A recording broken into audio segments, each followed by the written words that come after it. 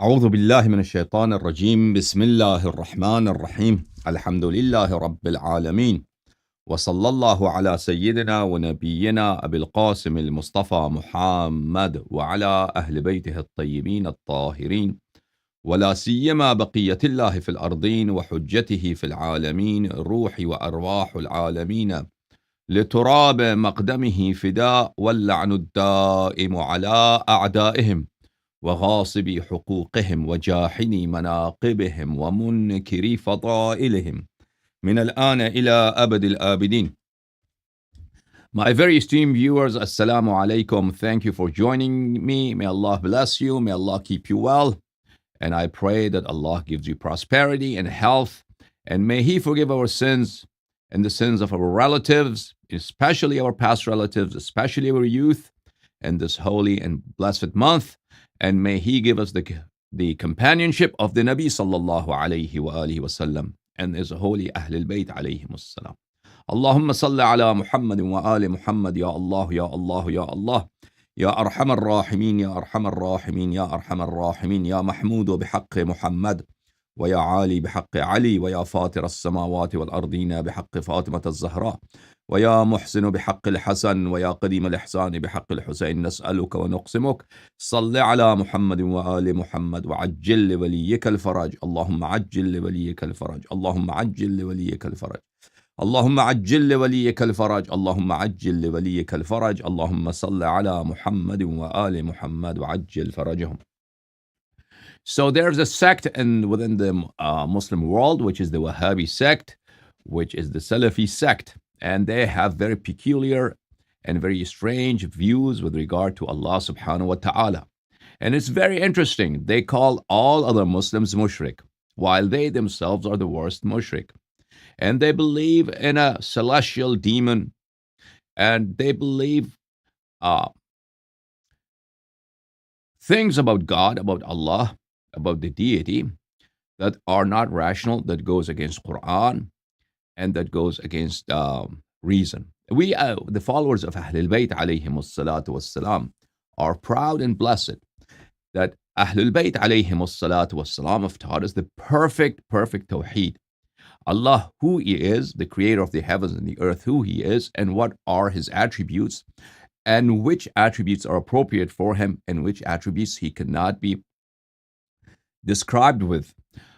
Amongst the things that Allah subhanahu wa ta'ala, the creator of the heavens and the earth, cannot be, which is very obvious, is to be a form, to be a physical thing, to be a walking demon, a walking animal.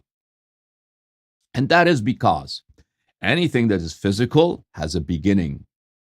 Therefore, it's not eternal. Therefore, it was initiated because something cannot initiate itself, and therefore it is created. Anything that's physical, it's created. This whole universe, this world is created. It's not eternal. Where did it come from? Where did the universe come from? This physical universe, time and space, and the material things within the time and the space. Where did it come from? It did not create itself. It's not eternal. This cannot be forever. So if you go in the timeline of the world, go to the past, it cannot go on infinitely. It's a moment when time started. Okay, and now, but that's beyond our scope of examination tonight. The origin of universe, cosmology is not the topic that we are going to speak tonight. However, suffice this much, that if God is a physical thing, if God is a body, then He cannot create anything, and He's created Himself. He has been created Himself.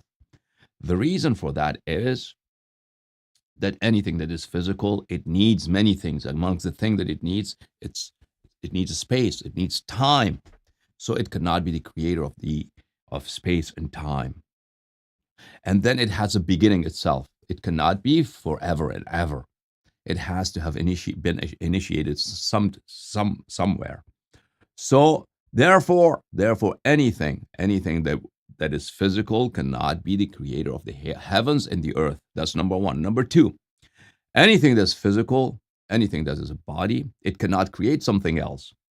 It cannot create something else. That's obvious, and that is called in the physics, if you go laws of preservation, laws of conservation, rather, laws of conservation, there are several laws in physics, and these are not theories, these are laws, that matter cannot be created. Energy cannot be created. It changes form, but it cannot be created. So matter cannot create matter. So therefore, that thing that is created, the world, it's not physical. Now, this is something that Muslim theologists knew from long time ago. How did they know? Because Ahlul Bayt alayhim salatu wasalam have expounded time and again. So there are several schools within Islam, schools of theology. The important ones are Al-Ash'ari, Al-Mu'tazili, and Shi'i.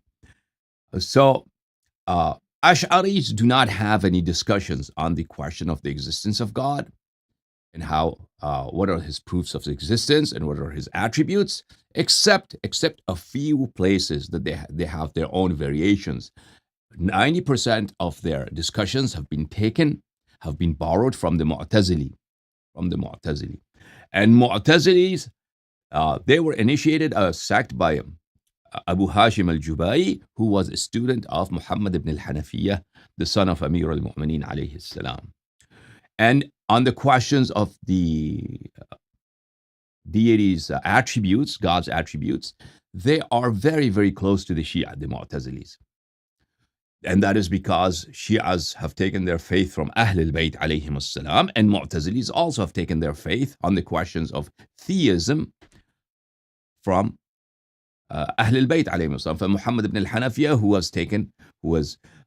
whose knowledge and whose understanding of theism springs from Amir al-Mu'minin alayhi salam.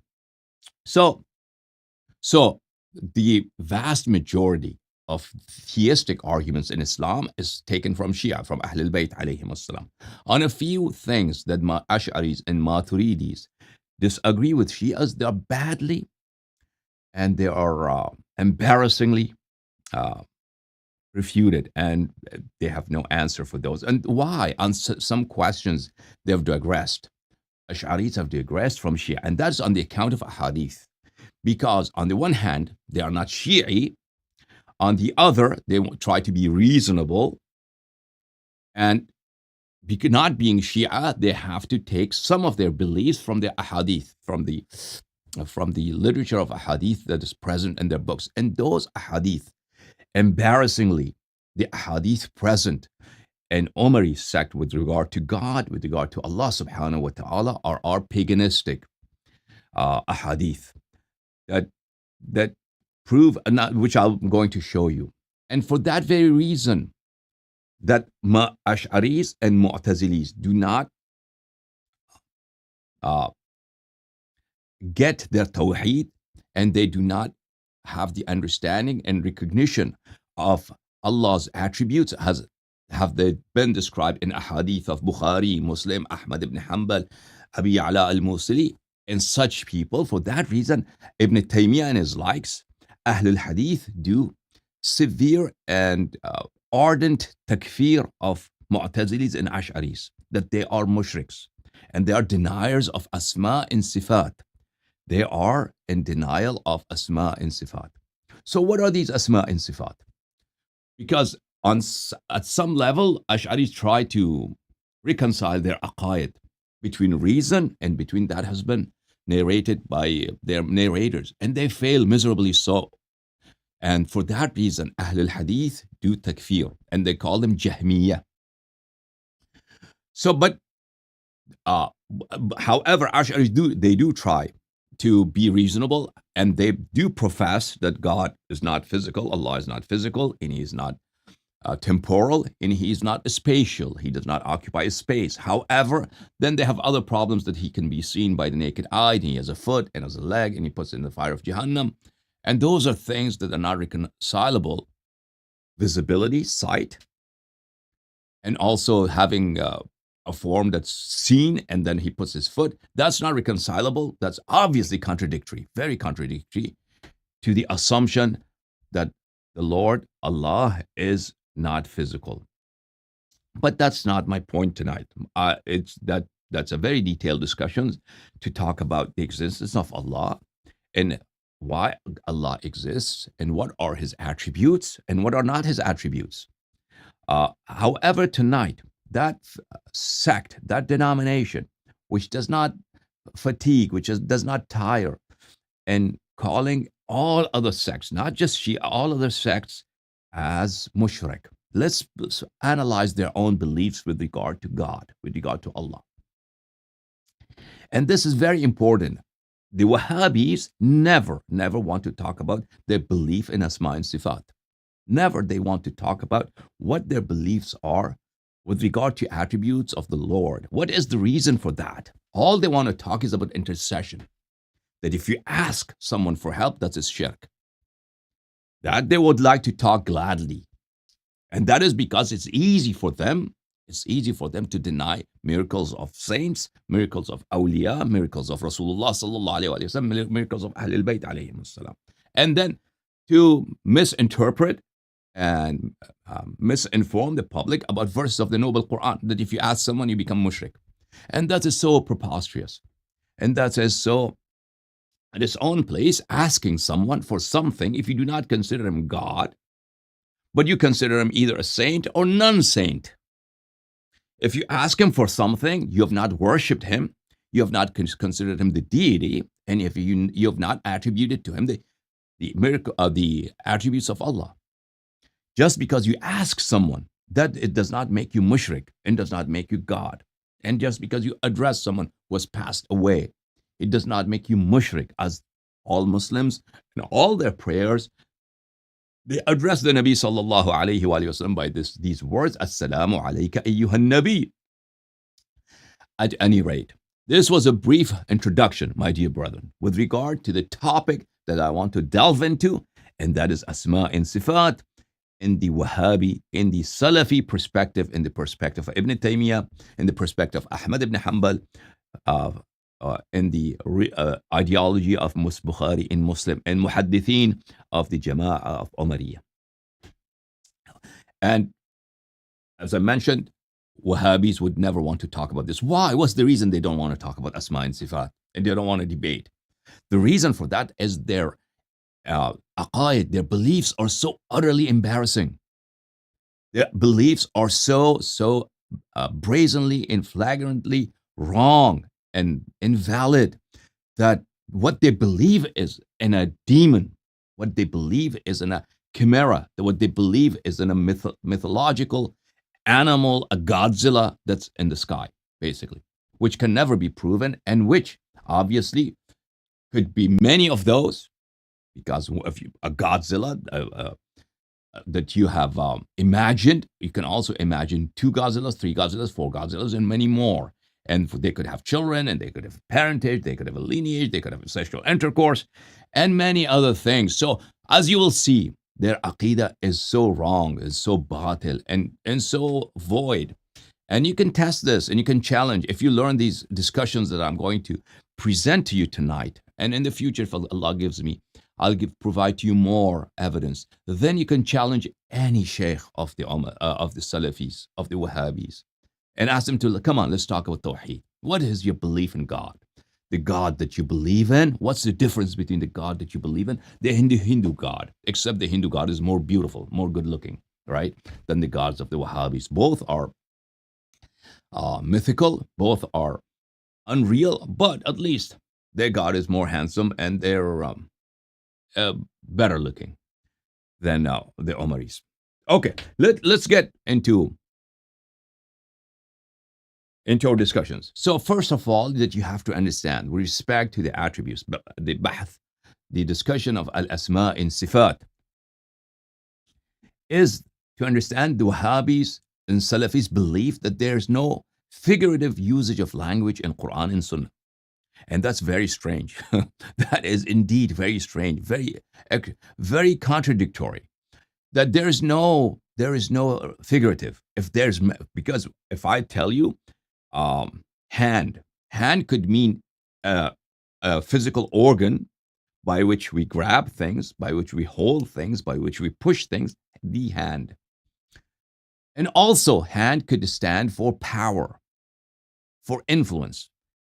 And that is very common on all languages, such as Arabic, such as Farsi, such as Urdu, such as English, and such as French, and many other languages, that the word hand is used to figuratively to refer to one's power, one's influence. As you would say, it, CIA's hands staged a coup in Peru in the 1960s. CIA's hands, it means CIA's agents, by the power of the CIA and by the influence of CIA, a coup was facilitated in the country of Peru. Now, this is very common in all languages, and in the Holy Quran, usage of figurative usage is prevalent, and that is the beauty of a kalam, a passage that's literary cannot be literary mellifluent. It cannot be eloquent. It cannot be poetically beautiful unless there's plenty of figurative usage therein. That's very common. What makes a passage beautiful is often by these variations in usage, that you use words in different senses and sometimes you use words that literally mean physical things, but figuratively they portray something beyond the realm of the physical world, and you are referring to something that's not sensual, and that makes kalam beautiful, and there's nothing wrong with that. And if somebody using that, he is not lying. If we say that it was the CIA, for instance, CIA's hands who did such and such a thing, Bank of America's hands are in this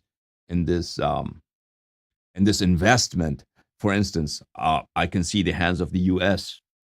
and this war. If you say these things, the word hand has been used in these senses, you have not lied. Nobody will tell you that this is lie, because everybody knows that you do not mean the literal physical hands. You mean something else by the word hand.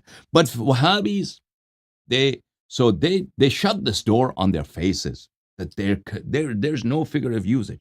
So everywhere in the Noble Quran, you see the word face of God, hand of God. It means what? It means physical. So the organs, physical organs of the body. And then this on the one hand. On the other hand, these ahadith, these paganistic ahadith, because they have abandoned Ahlul Bayt alayhim salam, so they do not have any sort of ahadith with respect to the ma'rifat of Allah subhanahu wa ta'ala, with regard to the introduction of His asma and sifat and His attributes and the proof of His existence and the attributes that are not appropriate for the Lord. They do not have anything.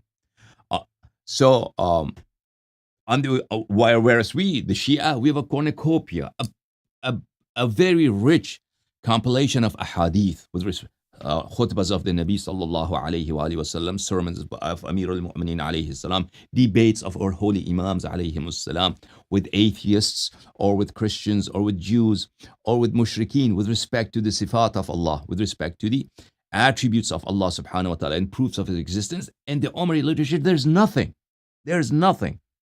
about Allah subhanahu wa ta'ala except pagan ahadith, which I call pagan ahadith, which you will see that portrays God as what? As a Godzilla. Portrays God as a beast. That God is a celestial beast, a beast that lives in the sky and has very, very strange and peculiar habits and peculiar features that are very strange, that are very ugly indeed.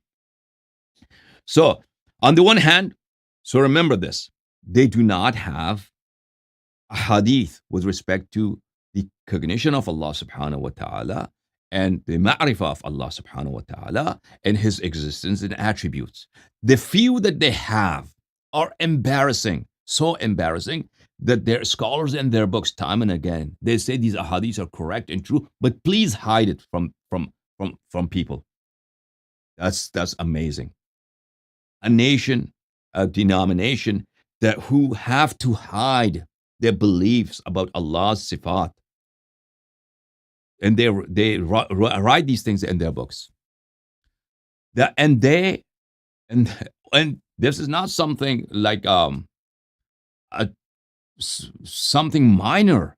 This is the foundation of the deen, the foundation of faith is belief in God and knowing the Lord and knowing His sifat and knowing His attributes. And yet, Their ahadith are so unreasonable, antithetical to reason and common sense, that they say we have to hide them. So let's examine that all these elements put together, which sort of visage, which sort of a figure do they portray with respect to Allah, God of Ibn Taymiyyah, God of Ahmad ibn Hanbal, God of Muhammad ibn Ismail al-Bukhari, God of Muslim ibn Hajjaj al-Naysaburi, God of Ahmad ibn Shu'aib al-Nisai, and the Muhaddithin of the Umaris. This book, okay, one moment, allow me to turn on something so I can show you books and texts. So you could always go and then refer to these, the material that I'm providing you, and then you could talk to anyone from the Umari denomination.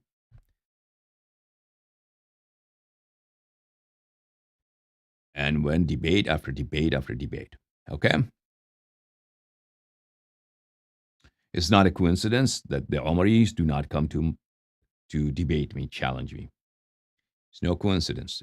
What's the reason? The reason is because they know defeat at the hands of Allahyari is certain, is definite. And that is because on every topic they can bring, I'm ready for them. All right.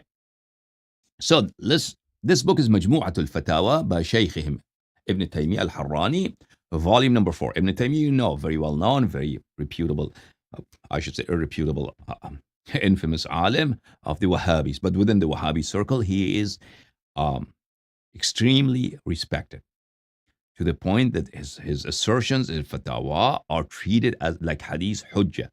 Okay. In this book, page number 76, here we go. فَلَا مَجَازَ فِي الْقُرْآنِ. He says there's no figurative usage in the Noble Quran. There is no figurative. فَلَا مَجَازَ فِي الْقُرْآنِ. There is no figurative usage in Quran. Everything in Quran is literal. بل وتقسيم اللغة إلى حقيقة ومجاز تقسيم مبتدع محدث لم ينطق به السلف.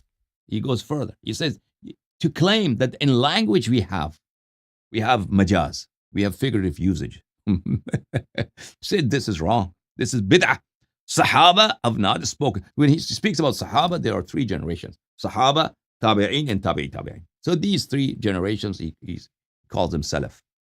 Because he does not want to believe in 12 imams, 12 ma'soom imams, so he has made generations after generation after generation, made everybody their imam. With all their faults and all the inhumane reports of their doings, still they are their imams. Salaf is the hujjah. Okay. These Salafs, they were illiterate people. They did not know books. They didn't have libraries. That's something else. But still, he says, because the Salaf, they have not categorized speech into figurative and literal. Therefore, this division, this dichotomy, this categorization into literal usage and figurative usage is wrong, is bid'ah. And bid'ah is kufr, of course. وَلَيْسَ الْخِلَافُ لَفْظِيَّةٌ وَلَيْسَ النِّزَاعُ لَفْظِيَّةٌ. And you say, I don't have here with you a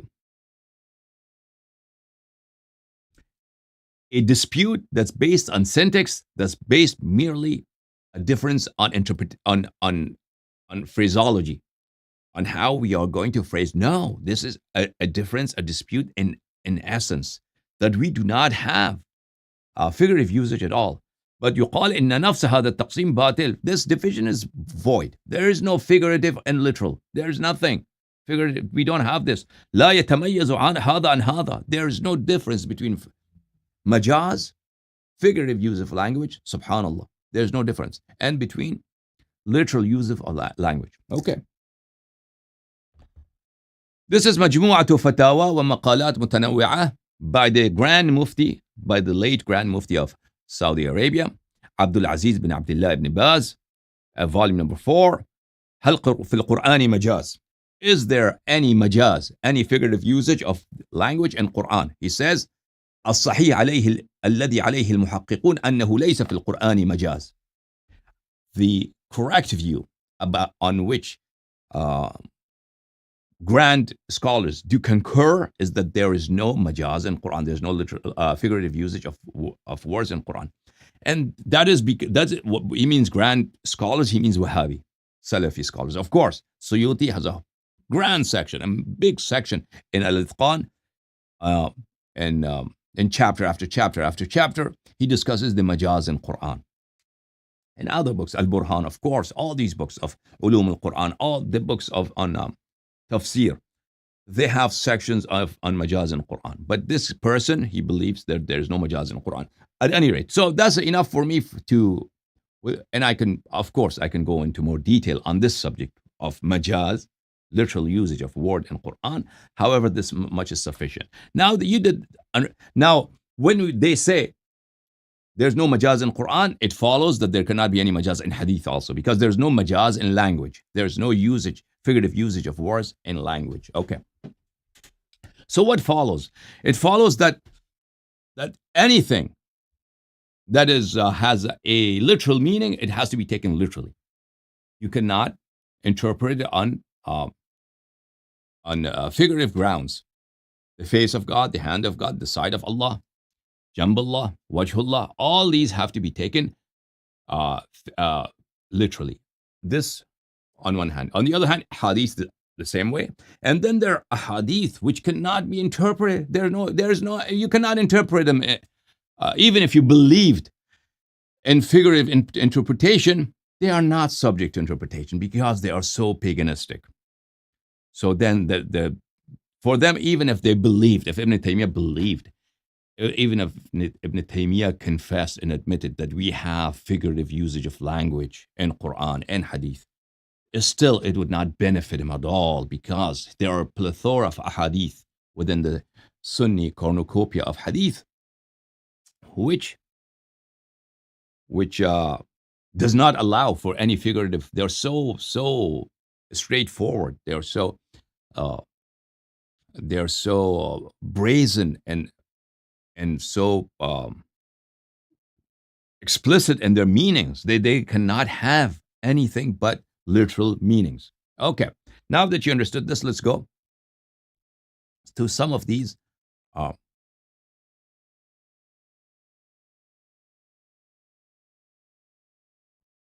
hadith and riwayat.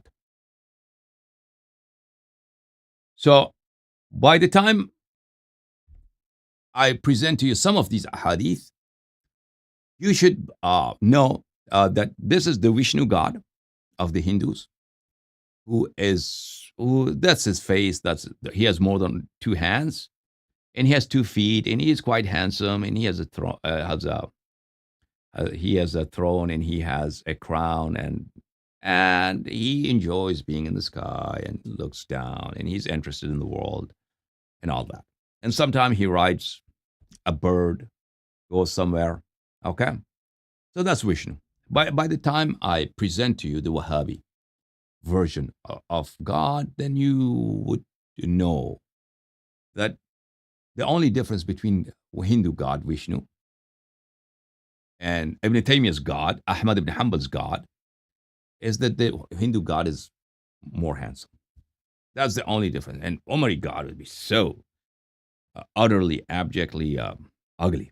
That would be the only difference. And then the physicality is more appealing in the Hindu God. Both are unreal, both are mythical, both are figments of imagination. Nonetheless, the Hindu one is more appealing to the senses, more aesthetically appealing. All right.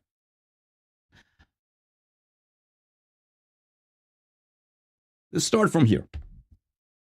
Consider this verse in the Noble Quran, Surah Al-A'raf, verse number 195. A'udhu billahi minash shaitanir rajim. This verse is an address about gods, about the Meccan pagans' gods, the pagans of Mecca, the mushrikeen of Mecca, and their lords and their deities. Alahum arjulun yamshuna biha. Do these gods that you believe in, Allah subhanahu wa ta'ala asked them, who? So the people of Mecca, they worshipped idols. The idols they made from stone, from clay, from wood. They used to worship these idols. So they are your own creation. They are your own artifacts, and they cannot be the God. They cannot be the creator of the heavens and the earth. They do not play any role in creation. You just made them. That's what Allah wants to say. But Look at what the verse of Quran says, and then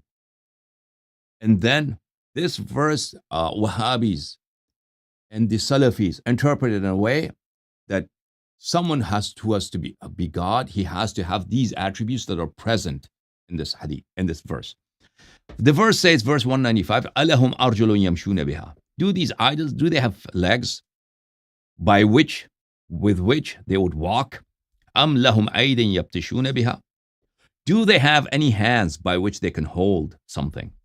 Am lahum a'yunun yubsiruna biha. Do they have eyes? Do these idols have eyes by which they would see things? Am lahum adhanun yasma'una biha. Do they have ears by which they could listen things? Okay. So these idols, obviously, they do not have legs, they cannot walk, they cannot hold anything, they do not have eyes, they cannot see anything, they do not have ears, they could hear anything. But Wahhabis take it a step further. He says, look, Allah said, these idols, they do not have legs, therefore they're not God. They do not have hands, therefore they're not God. They do not have eyes, therefore they're not God. They do not have ears, therefore they do not have God. Therefore, the consequence that we are going to infer from this, anything that is God, he has to have these attributes. So something that does not have legs, it cannot be God. That's what they infer from this verse. Something that does not have hands cannot be God. Something that does not have eyes, it cannot be God. Something that does not have ears, it can never be God. It's impossible for it to be God. Therefore, God must have these attributes. So if you talk about Allah is not physical, Allah is not physical. He does not have a physical body. Allah does not occupy time and a space. No, Quran has already rejected you. That's what they infer. قُلِ ادْعُوا شُرَكَاءَكُمْ. Okay, the rest of the verse says that, okay, call on these partners to God, these idols, and then ثُمَّ كِيدُونِي فَلَا تُنظِرُونَ. Then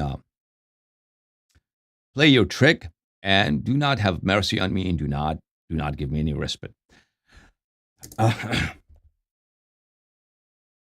هذا كتاب التوحيد. This is the book of Tawheed وإثبات صفات الرب عز وجل, and Tawheed and discussion of the attributes of Rabb, of the Lord, by Ibn Khuzaymah, by the Imam of Wahhabis, Imam of Ahl Hadith, Abu Bakr ibn Khuzaymah. He died at year 311. So he is very antiquitous scholar of the of a generation or two after Bukhari and Muslim. Bukhari died 255. He died 311. Ibn Jarir Tabari died 313. So he is of the same generation, contemporaneous with Ibn Jarir al-Tabari and scholars of that age. Okay. Published in Dar Rushd, Riyadh, page number 202. Look here.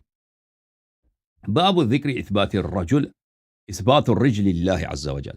He says that the sifat of rajul, leg, that we are going to prove to you from Quran, God has leg.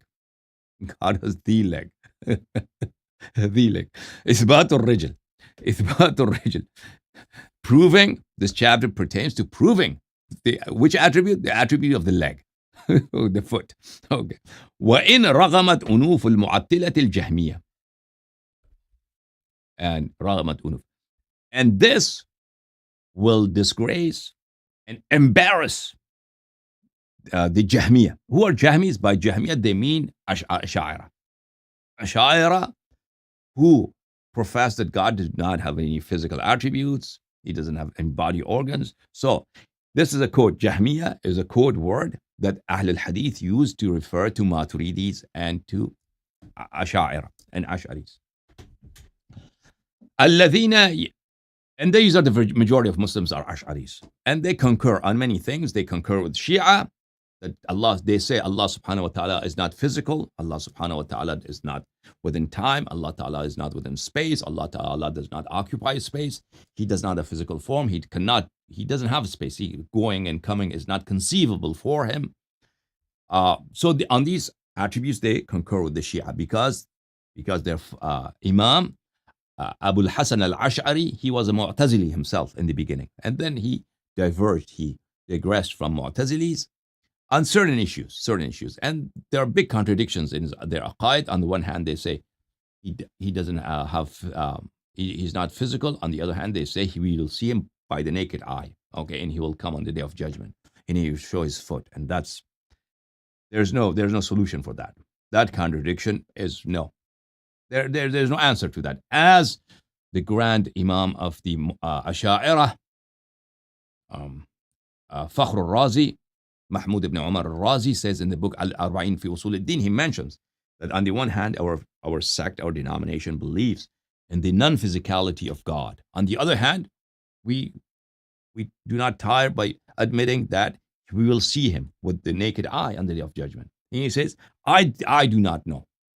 He is the most important, most towering figure in the kalam and the theology of the Asha'ira. And he says, I cannot reconcile between these two. I cannot solve this problem. Okay, and nobody can solve this because this contradiction is very obvious. The Asha'ira, الذين يكفرون بصفات خالقنا, because they are kafir with regard to the attributes of the Lord. God is a leg. What's wrong with you? التي أثبتها لنفسهم في محكم تنزيله, because Allah subhanahu wa ta'ala has proven these attributes for himself in his in the clear verses of the noble Quran. وعلى لسان نبيه صلى الله عليه وآله وسلم. And Allah has proven these sifat, these attributes of having a leg and teeth and a throat and sitting down, because he's fat, he sits down, the chair squeaks. All of these Allah has proven in the noble Quran and the Hadith of Nabi sallallahu alayhi wa sallam. قال الله عز وجل يذكر ما يدعو بعض الكفار من دون الله. Allah subhanahu wa ta'ala in Surah Al-A'raf verse 195 mentions the false gods. What are the attributes of false gods? A false god does not have a leg. A false god does not have hands. False gods do not have eyes. False gods do not have ears. Therefore, a true God has these things. A true God has these things. Therefore, there is no escape. That God has to have these organs. So then he says, Allah says this verse in the noble Quran. Alahum arjulun yamshuna biha. Okay. False God do not have these attributes. فَأَعْلَمَنَا رَبُّنَا جَلَّ وَعَلَى. Therefore, our Lord, high and exalted He is, He has informed us, أَنَّ مَنْ لَا رِجْلَ لَهُ وَلَا يَدْ. Someone who does not have a leg, someone who does not have a hand, someone who does not have an eye, and someone who does not have an ear. فَهُوَ كَالْأَنْعَامِ بَلْ هُوَ أَضَلُّ. He is like an animal, and worse than an animal. Subhanallah. Allah did not say that He is like an animal. Allah said that these idols, which are made out of rocks and dirt and clay and wood, they do not have these things. And this verse didn't say He's like an animal. But at any rate, that's what He says. Then He says, فَالْمُعَتِّلَةِ الْجَهْمِيَّةِ. Al-Mu'attila, those who deny attributes of God. What are the attributes of God? God has a leg. God has many hands, several hands. God has many eyes. So His face is full of eyes. He's even maybe on His body, there are eyes on His chest, whatever. So because He doesn't have two eyes, He has many, many eyes, many hands. So quite an ugly figure. And He has hair, which is, how would you say, curly hair. He has curly hair, like African Americans. And then he has, he doesn't have a beard. His face is beardless. He doesn't grow a beard. And then He has one leg, many hands and one leg. Okay, one leg. So that is a very, very strange, ugly monster that you believe in, Mr. Wahhabi. But hey, those are the sifat that's in Quran and Sunnah. What can we do? فَالْمُعَتِّلَةِ, those who deny, those who do not believe in the attributes. What are the attributes? These physical things that they believe in. الَّذِينَ هُمْ شَرٌّ مِّنَ الْيَهُودِ وَالنَّصَارَى وَالْمَجُوسِ. These Asha'ira and Maturidiyya, people of Egypt, people of Pakistan, people of India, Umaris of Afghanistan, Umaris of Iraq and Syria, and which is the biggest denomination, Asharis and Maturidis. They are worse than Jews and Christians and than Majus, the Zoroastrians. Kal an'am, they are like animals, balhum adhal. Okay, they're the worst. So So what is the conclusion? Conclusion is Allah subhanahu wa ta'ala has these sifat because if only false gods do not have these attributes, which are the leg and whatnot. Okay.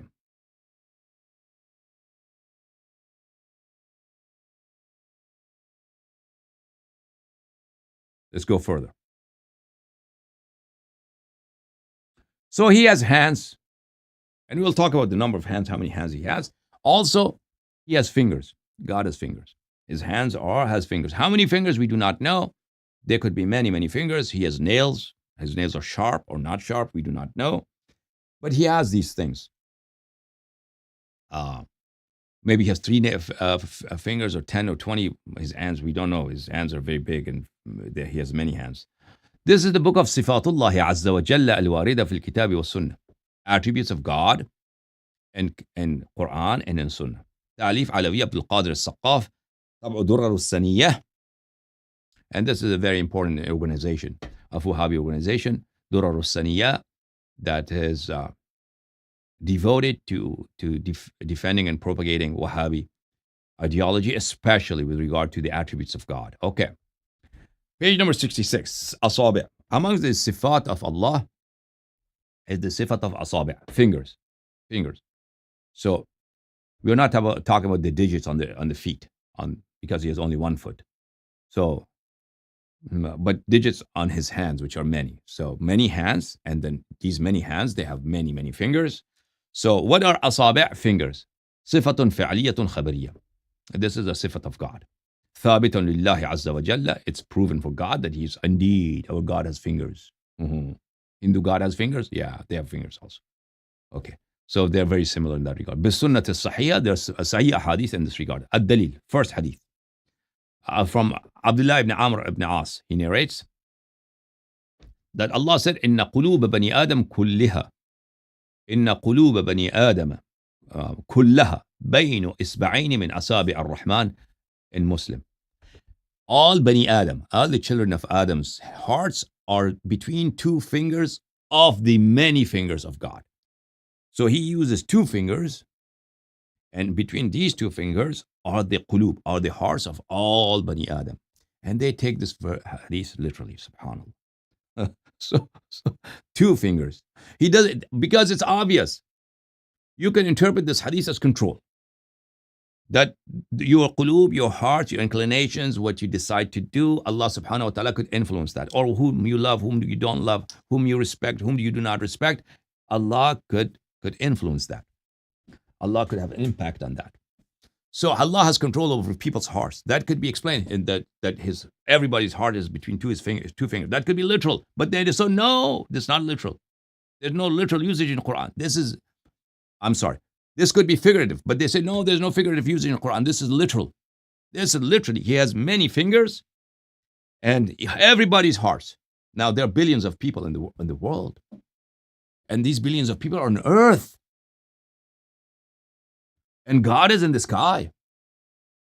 God is in the sky. He is running there. He's jogging there. He walks there. Comes and goes. He sits on his chair. The chair squeaks. But they never explain. Okay? They never explain. If you ask them, so how is that? So, that's bid'ah. What, you ask how? That's bid'ah. If this is not figurative usage, and this is literal usage, okay, I'm here on earth.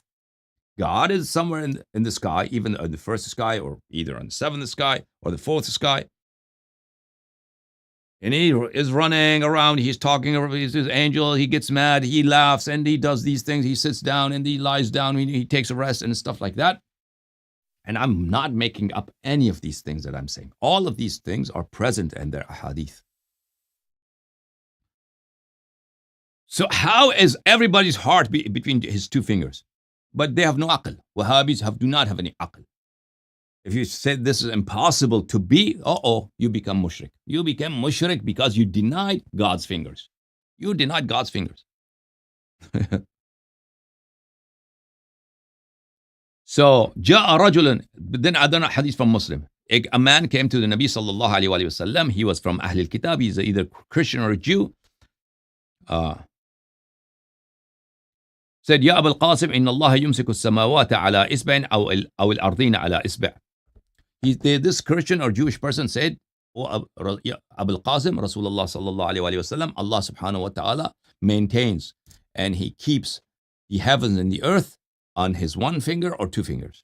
He said this. Rasulullah sallallahu alayhi wa sallam became so happy, he laughed. He laughed. He laughed حتى بدت نواجذه, until his teeth was visible. Okay. So this is something that Rasul sallallahu alayhi wa sallam agreed with, that Allah is holding all this. He's himself in the sky, okay? And He's holding this sky, He is in with His one or two fingers.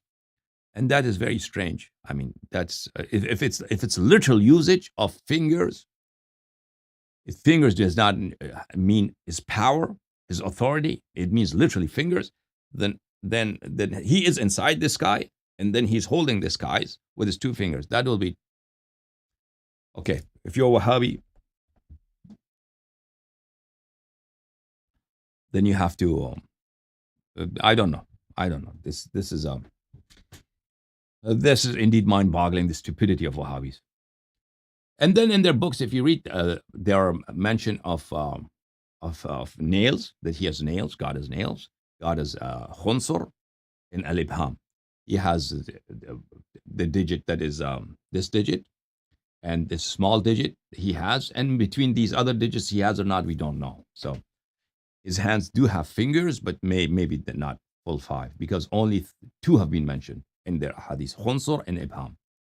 These two digits have been mentioned, the rest have not been mentioned. So He might have three fingers, or He might have 10 fingers on His hands. Who knows?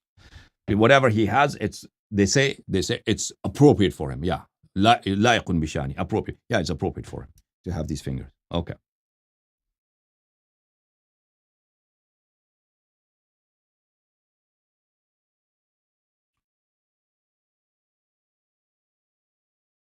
And they believe that this God, who has many hands and many eyes, and amongst His hands, two of them are extended.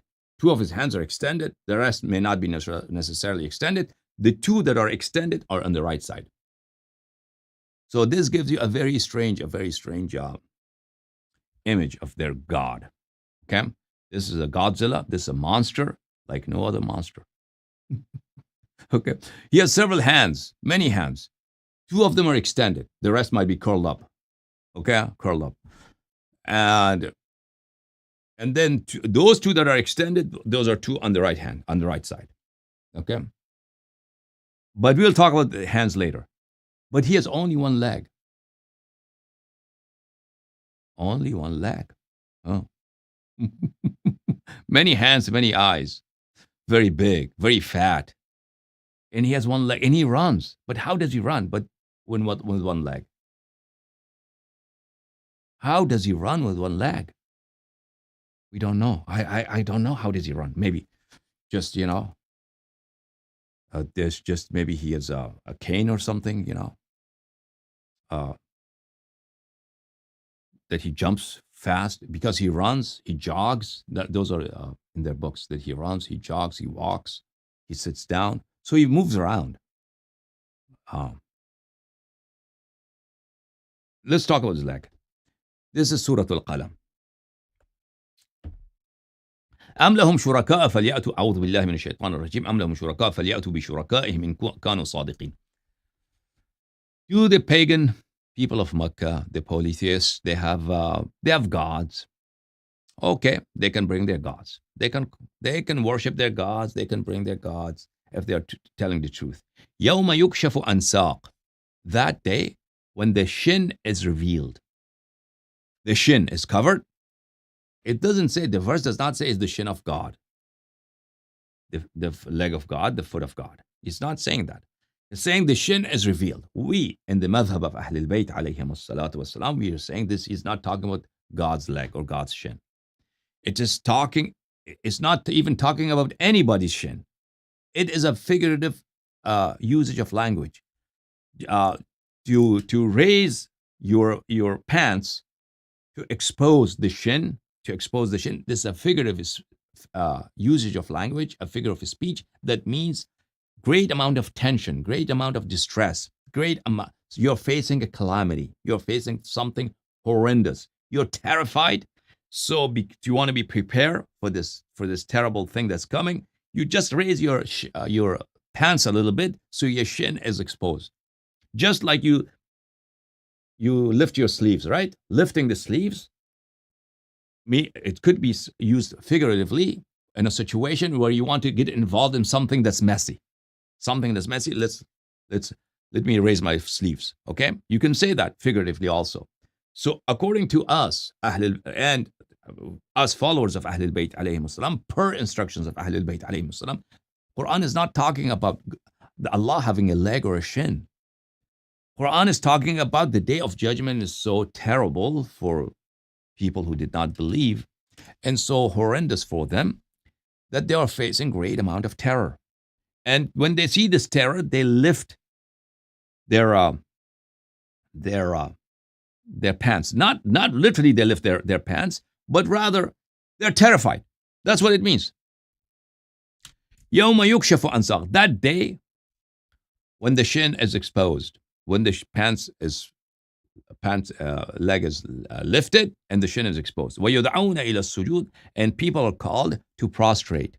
فَلَا يَسْتَطِيعُونَ. And they cannot prostrate. They cannot do sujood. Now, how many legs are there? This one leg. Whose leg is this? Wahhabis would say this is God's leg. Okay. And that's his,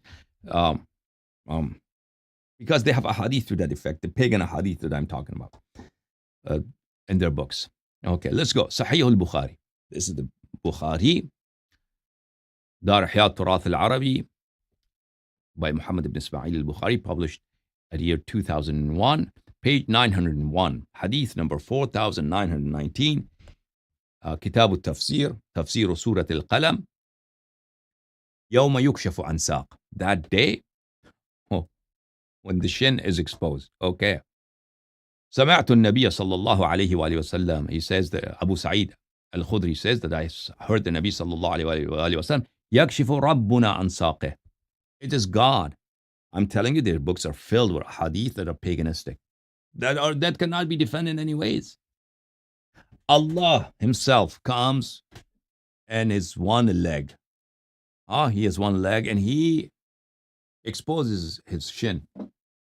He picks up the pants, or if he's not really wearing pants, he's wearing what you call loincloth. He picks up the loincloth, the cloth that is going to be wrapped around his waist, because that's he wears usually. He lifts it up. So his one shin is exposed. Ansaqihi, not saqai, not two. Look, it's not talking about two shins. One shin. So when he is lifting his loincloth, how many shins are there? Just one shin. One shin. So this is a strange being. This monster, this mythical monster, was only one leg. At least Hindu god was nice looking. It has two beautiful legs. So فَيَسْجُدُ لَهُ. When people see that is the leg, when people see the leg, this creature has only one leg. فَيَسْجُدُ لَهُ كُلُّ مُؤْمِنٍ وَمُؤْمِنَةٍ. Every believing man and believing woman falls into sujood, falls into prostration before this one-legged monster. وَيَبْقَى كُلُّ مَنْ يَسْجُدُ فِي الدُّنْيَا رِئَاءً وَسُمْعَةً. And all those people who used to prostrate and pray in the dunya for showing off, in order to build their reputation, in order to impress people, not with sincerity, they are not able to prostrate on that day.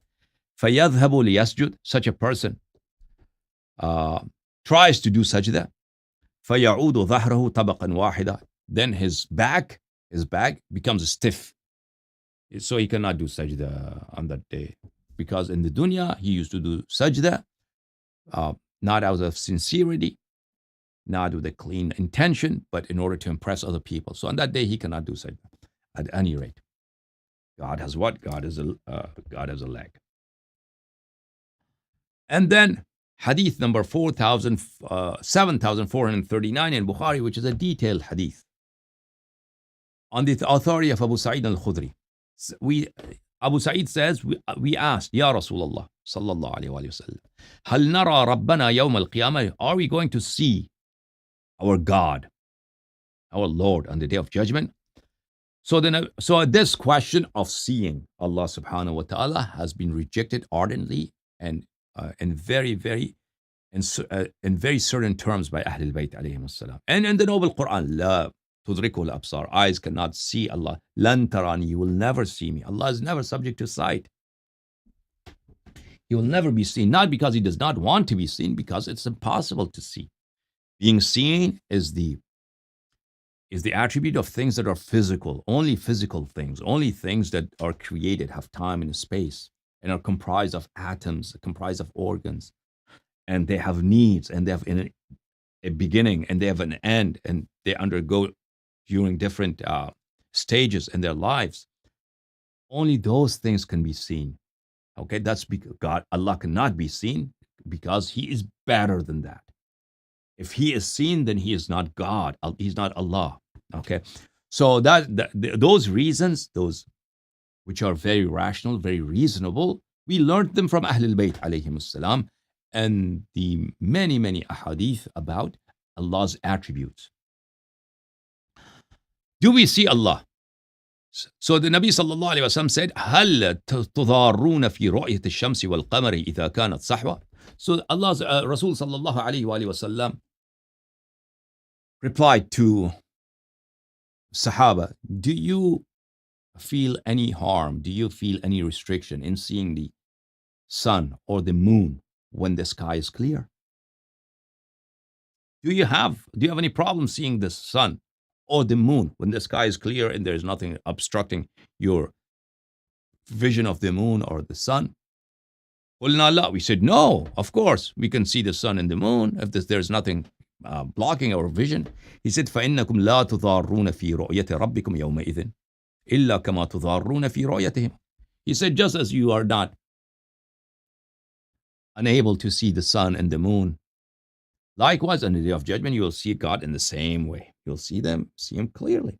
Okay, you will see Him clearly. And another occasion in Bukhari says, إِنَّكُمْ سَتَرَوْنَهُ عَيَانًا. You will see them clearly with your eyes. You will see Allah subhanahu wa ta'ala. So it does not leave, these paganistic ahadith do not leave any room for Umaris to believe in a God that is not physical.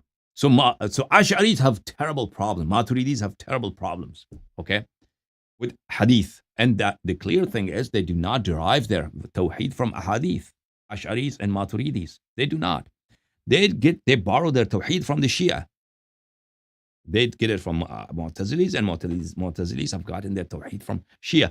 However, because these ahadiths are plentiful, Abu Hassan al-Ash'ari has tried to reconcile between ahadith and between his faith, and he has miserably failed.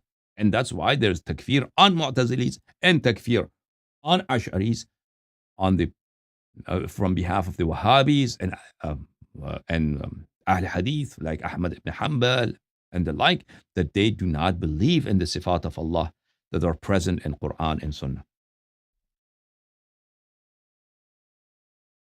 So then this hadith is long, and then it's talking that on the day of judgment Allah comes and declares that whoever believes in a God should go with that God somewhere. So people who worshiping idols, they follow their gods and they go to hell. And people who worship false gods, they all leave except Muslims and Christians remain. So then God comes. فَيَأْتِيهِمُ الْجَبَّارُ. The real God comes. فَيَقُولُ أَنَا رَبُّكُمْ. He says, I'm your Lord. فَيَقُولُونَ أَنْتَ رَبُّنَا. People say, how could you be Lord? Because, and other hadith is present because he changes his form. He comes in a different form. So people say, oh, how could you be the Lord? Hey, this is not true. فَلَا يُكَلِّمُهُ الْيَوْمَ إِلَّا الْأَنْبِيَاءُ. On that day, apostles and prophets, they address God and they talk to Him. So Allah says, هَلْ بَيْنَكُمْ وَبَيْنَهُ آيَةٌ تَعْرِفُونَ. Do you have a mark? Through that mark, you could recognize God. Okay, do you have a sign? So I'm your God, God damn it, I'm your God. And you're saying, I'm not your God. He says to the apostles and to the believers, to the Muslims, and says, how you're our God? We have doubts, so you prove it. And he is saying, do you have a sign? Do you have a symbol, something that you can identify, a mark? They say, yes, we have a sign. What's the sign? A sock. Show us your shin. Show us the goddamn shin. Show us the shin. So by the face, they did not recognize God. Okay, well, by the shin, show us your shin, because we can recognize God by the shin. فَيَكْشِفُ عَنْ سَاقِهِ. So what he does, he exposes his shin. Not the shins, not the many shins, not two shins, the shin. The one shin. The one and only shin. So then the believers do sajda and whatever. Okay.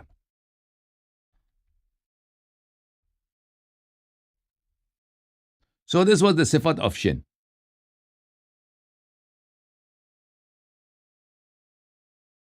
And there are other sifat, inshallah, tabaraka wa ta'ala. Let me cover them in the coming nights, because I do not want my speech to be very long. I've already spoken about an hour.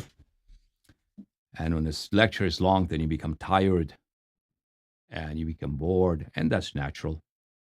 So monologues, very long, longer than an hour, is perhaps boring, and I understand that. So I'm going to take your calls now. Let's go to our brother Abu Dhar, who is a very respectable brother, and he is doing us the favor by facilitating the conversations through TikTok. Okay.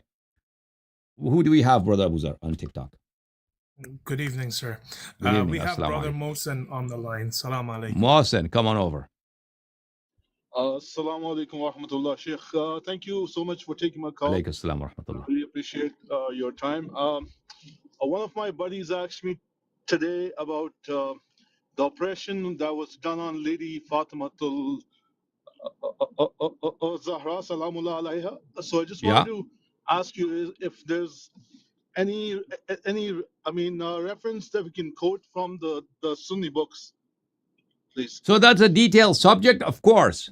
The oppression with regard to burning her house and attacking her house, that is present in the books of Hadith, of the Umaris, and books of history through reliable chains. So there are many, many amongst them. I'll just show you one, because I don't want to spend too much time, because I could talk about this for hours. So I'll give you one reference with that, and then that should be enough. So let me show you that. Yeah, one moment. Give me a. So there's a book in the Umari denomination that is the book of Al-Hadith al-Mukhtara li Dhiya al-Maqdisi. In this book of Hadith al-Mukhtara by Dhiya al-Maqdisi, he has written this book to be of the same validity of Bukhari and Muslim. And several of their scholars, they all have, like Wahhabi, like Suyuti, and many other scholars, they all have asserted that Hadith and al-Mukhtara of Ziya al-Maqdisi, they are all valid and sahih. So he narrates a long narration on the authority of Abdurrahman ibn Auf, that Abu Bakr, on his final hours when he was dying, he confessed. He said that, I wish I had not attacked the house of Fatima Zahra salamullahi alayha, even if they were preparing to launch an attack on my government from her house. So this is clearly admission of Abu Bakr amongst many other proofs. This is Al-Hadith al-Mukhtara by Dhiya al-Maqdisi, volume number 1, published in Beirut, Lebanon, by Darul Khidr at year 2001. Okay. Riwayat Abdul Rahman ibn Auf and Abi Bakr. The narration of Abdul Rahman ibn Auf from Abi Bakr. He says that there are 3 things at this final hour when he was dying. Abu Bakr was dying. He says, وَدِدْتُ أَنِّي لَمْ أَفْعَلْهُنَّ. There are 3 things that I wish I had not committed them. Had 3 mistakes, errors, that I wish I had not carried them out. فَوَدِدْتُ, number 1, أَنِّي لَمْ أَكُنْ كَشَفْتُ بَيْتَ فَاطِمَةَ أَوْ تَرَكْتُ. I wish I had not attacked the house of Fatima Zahra salamullahi alayha, and I wish I had left her house alone. وَإِنْ أُغْلِقَ عَلَى الْحَرْبِ. Although they had shut the gates of their house in order to prepare war against me. So this is an admission. After narrating this hadith, this is, and he confesses to many things at the time at this deathbed. He says, وَهَذَا حَدِيثٌ حَسَنٌ عَنْ أَبِي بَكْرٍ. This hadith is Hassan from Abi Bakr. Hassan means a kind of a hadith of Sahiha, and this is a valid hadith. And there are many other hadiths to this effect. Again, this hadith is also in many books, including Tariq al-Tabari and other places. Okay? Allah bless you, Muhsin. Okay, thank you. Okay, Thank you so take much. care, brother. Okay, who's the next caller? Sister Suki Cookie, open your mic, please. Suki, where are you calling from? Sister Suki. Assalamu alaikum, Ya Ali Madad. Alayka salam wa rahmatullah. I'm calling from London. To Sure. be honest, I'm quite a new viewer of yours. I've Okay. not viewed a lot. However, my Okay. father is with me and he's been watching you for quite some years. So he had a question. Would it be okay if he can speak to you? Absolutely. English only. Yeah, Okay. sure. Baba. Sure. Thank you. Hello, Assalamu alaikum. Alayka salam, brother. How you doing? Sure. First of all, I tell you, I'm going to take just a few minutes and then you give me my answer. Sure. But I'll come very quick. I've been listening to you since the beginning when you used to wear amama and all that, and I was a big fan. I would Okay. just say one or two things that I would not agree with everything you say, but yes, majority of your things I agree. But there's a question I want to ask today, yeah? Yeah. And please specific this answer to me about this question. I'm an old man. I have spoken to a lot of Maulanas when I was in Pakistan and all that, and I used to debate with them. I used to talk with them. I do have a little bit of knowledge. But the question always come in my mind is, which I hope you understand. Maybe I'm able to explain you that so you can give me the answer there. You know, Talha and Zubair, both were killed. Why they were killed? Because both of them said, when one remember the hadith of Rasulullah, Zubair. I will not repeat the hadith. You know the hadith when Rasulullah was walking with Ali, with Zubair, if you remember, and Ali smiled and Rasulullah smiled, and Zubair said, "Why are you both smiling?" And Rasulullah said, "One day you will fight against Ali," and he said that day will not come. And Zubair remembered that hadith and he left Jamal. Even Talha, when Ali called him, that didn't Rasul said, "I am your Mawla," and all that, and Talha, and both were killed by Banu Umayyah. So they both died because they left the battle for the love, if you call love or whatever you call. They were not masoom, they are normal Sahabis, but they left. Both of them left because they think that we are wrong, and for that they were being killed by Banu Umayyah. That's one question. Same related to this question is about Aisha. We Shia believe that Mawiyah killed Aisha. What was the reason Mawiyah killed Aisha? When I was young, I was very young, means 9, 10 years old. There's a Sayyid used to come to our house, and he told me the story, whether it's right or wrong, but I will ask you, that Mawiyah called Aisha and said, "Aisha, do the bayat of Yazid." She said, "I have done so much bad things because of you. Now you want me to do the bayat of Yazid against Hussein. What face I'm going to show to Rasulullah?" So he killed she didn't her. care about Rasulullah. Okay, thank you, sir. Thank you. I'll answer your You got question. May my Allah question? bless you. You Thank got you my so much. question? Okay, I got your question. Yes, sir. Thank you so much. May Allah bless you. Okay, now let's answer your first question. Talha did not leave the battlefield. Talha was in the battlefield. He was killed by Banu Umayyah because he was engaged in fighting and killing Uthman. So he was killed as a retribution, as for avenging the blood of Uthman. And who killed him? Was Uthman's cousin and his son-in-law, Marwan ibn al-Hakam. He killed him. And he did not abandon the battlefield. Zubair did abandon the battlefield. But we do not know exactly why. Because at that time, when facing the army of Amir al-Mu'mineen alayhi salam, first of all, Talha wanted to become the Khalifa, and Zubair wanted to become Khalifa, and they had disagreements, and they would not even pray between each other. And that's why they had disagreements, and Aisha was the commander of the army. And Aisha, he said that, okay, their sons should lead prayers, Abdullah ibn Zubair and Talha's sons, because these two individuals, although they're seniors, because they had so much disagreement and conflict between each other, that it was impossible for them even to pray behind one another, to have one jama'at. So Zubair, on the one hand, he was certain that they would be defeated in Jamal. On the other hand, he saw all his hopes dashed of becoming Khalifa, because he was never going to become Khalifa. Even if Aisha won, because Aisha favored Talha. Talha was Aisha's cousin. Zubair was not his cousin. Zubair was only her brother-in-law. And Talha was clearly the favorite to become Khalifa by Aisha.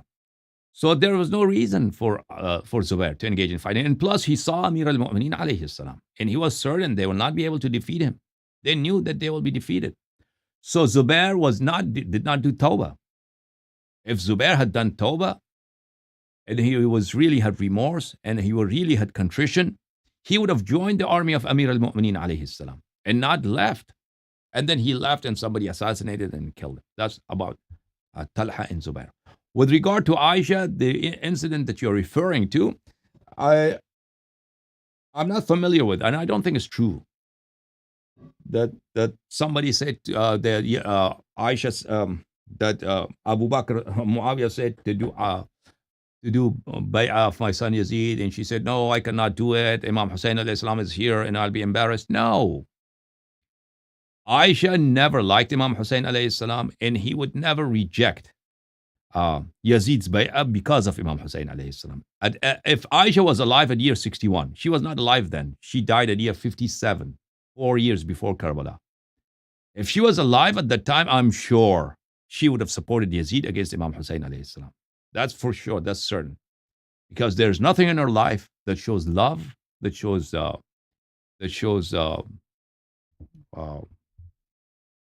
liking, devotion, sincerity towards Ahlul Bayt alayhi salam, towards Imam Ali alayhi salam, Fatima al-Zahra salam alayha, Imam Hassan or Imam Hussein alayhi salam.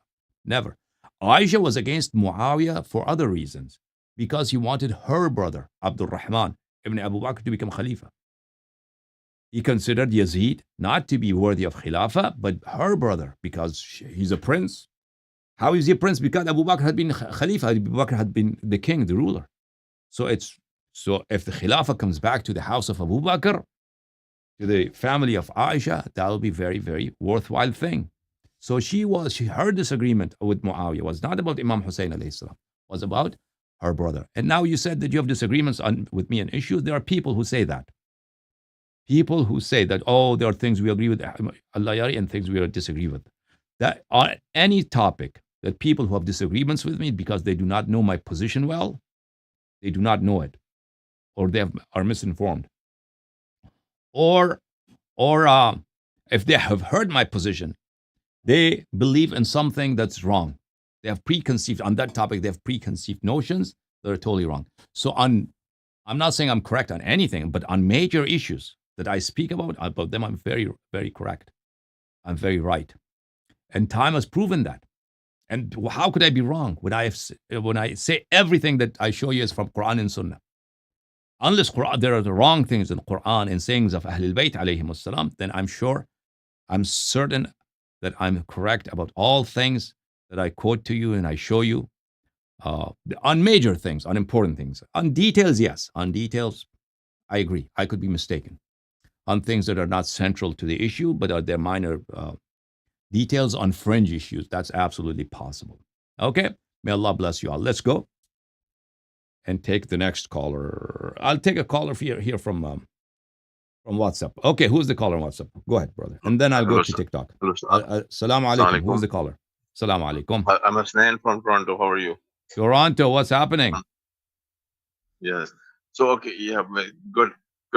So I watched your debate today with Maulana Fareed, and he was saying, about the Karama thing, when they're coming from the grave, right? So he was saying that it happened one time, and it was just one time with the wali that came. The guy helped one time from the grave, not more than one time. So just one time it was a karama. His emphasis was on just one coincidence, right? So he was saying. So shirk one time is shirk. Shirk one time is shirk, and if it can happen at one time, it can happen again also, right? And how does he know it's one time? How does he know it didn't happen again? That Maulvi Qasim Nanotwi, he didn't help other people also from his grave. How does he know that? So that's stupid thing that he's claiming. Oh, okay, yeah, okay. Yeah. How do you know it's one time only? How do you know it's one time? Or he didn't do it again? Yeah. Is there any proof? Yeah, no. Oh yeah. Okay, you take care. Okay. All right, let's go to TikTok. Who is my caller from TikTok? Brother Muntazir, it's your turn. Muntazir. Assalamu alaikum. Alayka salam, brother. May Allah bless you. You too, brother. I have a quick question about how our Imam alayhum salam are ranked higher in status than all the prophets except Prophet Muhammad alayhi salatu wasalam. So there are many ahadith to that effect. There are many ahadith and verses of the Noble Quran to that effect, okay? Yeah.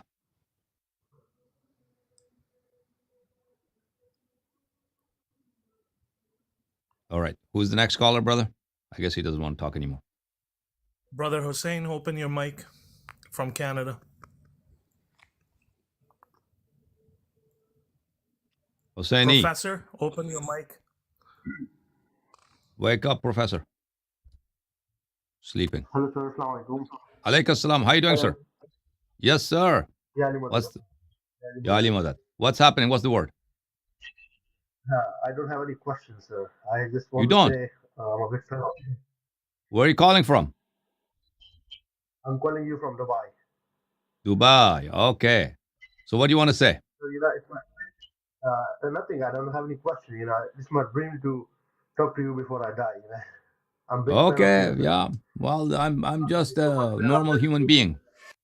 Just more sinful than you. And less handsome than you. So I'm not anything special. Yeah. It's been love Okay. talking to you, sir. You are the one who's special. More handsome, more knowledgeable, and more pious. So me, because I'm very excited, I cannot talk right now. But you know what? I'm always talking to people about you. Because as you know, a lot of people, even our Shia people, they are against us. I'm fighting because I'm telling them you are not following the truth. That's why you are against us, right? Okay. I'm myself, I'm saying it. I'm let me say it, right? But Okay. I do follow you because you have mashallah proof for everything. Anyway, Thank I you. don't have any questions. I love you, sir. I'm a big fan of you, and may Allah bless you. Thank you very much. I'm really Thank you, happy. sir. Thank make you. my May Allah day. bless you too. Okay, brother. All right. Let's get the next caller. Go ahead, please. Assalamu alaikum. Alaikum assalam. Who's the caller? What's your name? Where are you calling from? I'm from Pakistan, KPK, calling from Pakistan, PKK. My name is Asad. Okay, Asad. What's happening? Yeah, Sheikh, actually I have two questions regarding Shaitan and Umar. As it is narrated in Hadith and Riwayat that Shaitan will misguide everyone, like everyone will be misguided by Shaitan. Now my question is that No, who there's no misguided hadith. Shaitan? We do not have everybody. So فَوَرَبِّكَ لَأُغْوِيَنَّهُمْ أَجْمَعِينَ إِلَّا عِبَادِكَ مِنْهُمُ الْمُخْلَصِينَ. So the ibad who are mukhlas, who are purified for the Lord, Shaitan cannot deceive them, okay? Overpower them. And who misguided Shaitan? Who misguided Shaitan? Shaitan is avarice, his greed, his arrogance. Okay? Arrogance. His arrogance, yeah. Okay. That he did not submit. That he did not submit to Allah's order because Allah asked him to be humble to Adam. So Allah said to do sajda before Adam and be humble to Adam. He said, "How? I'm better than him." So that is greed, that is arrogance, and that is considering oneself better than the others. That's what made Shaitan go astray. Yeah. Okay, Sheikh. Another question is, as it is come in Riwayat and Ahl Sunnah books, that Hazrat Umar, Shaitan feels scary whenever he saw Umar. So for a moment, let's accept that it is okay. Yeah, it is true. So who saw the Shaitan? He feels scary and afraid of Umar. So they believe that Rasulullah sallallahu alaihi wasallam said that Umar when comes, Shaitan runs away. That's they would believe. They believe that Shaitan did not run away from Rasul sallallahu alaihi wasallam. Rasulullah sallallahu alaihi wasallam was leading prayers in Mecca in front of Kaaba, and Shaitan came and Shaitan put these words into his mouth that these وَإِنَّكَ وَتِلْكَ الْغَرَانِيقُ الْعُلَى شَفَاعَتُهُنَّ تُرْتَجَى, that he started during his namaz, during his salah, during his obligatory prayers, he started praying for the idols. he started worshipping idols. On the one hand, they believe Shaitan comes to the Nabi sallallahu alaihi wasallam even during his prayers, and Shaitan overpowers the Nabi sallallahu alaihi wasallam and makes him worship idols of pagans of Mecca. On the other hand, Shaitan runs away from Omar. So, in a sense, they believe, they have attributed to the Nabi sallallahu alaihi wasallam that Omar is way more pious than the Nabi sallallahu alaihi wasallam. Okay, let's take the next caller, brother. Saeed, Thank brother you, Saeed, thank you. open your Okay, mic. thank you, brother. Yeah. Saeed, wake up. Saeed Ahmed. Brother Saeed Ahmed, open your mic. Saeed is sleeping. Brother Hafiz, open your mic, please. Assalamu alaikum. Alayka salam. Who is Assalamu with me? alaikum. Alayka salam. How are you? Not bad. How are you? What's your name? Saeed Ahmed. So where are you calling from, Saeed? From Pakistan. What can I do for you? I want to ask a question about Juma. So what is your question about Juma? Quick. Yalla. Move. Hi, brother. I want to ask a question about Rana, wait for your turn. Islam. Rana, wait for your turn. Yeah. Go. Saeed, do not take istikhara. Let's take the next. Saeed doesn't want to talk. Okay, Rana, you talk. Go ahead. What's your question? Yes. Where are you calling from, Rana? Where are you calling? Yeah, what's up? Where are you calling from? I'm calling from Darwin, Australia. Darwin, Australia. How are you? Yeah, I'm good. How are you? What's your name? What do you do over there? I'm an engineer. I work in construction. You're what? Construction engineer? You make plans? Yeah, civil engineer, you can say. Okay. I execute them. I'm not a designer. Okay. Yeah. Okay. Yeah. How are you doing? How's Not everything? bad. Alhamdulillah. By the grace of Allah, I'm okay. You tell me, what's your question, sir? First of all, I want to say that I've been listening to you since 2016. Okay. Like when you bad. used to have like a few people listening to you, like 2 or 3 live people listening to you. Were you in Australia back then too? Yeah, I was in Sydney. Yeah. What, you were an engineer also at that time?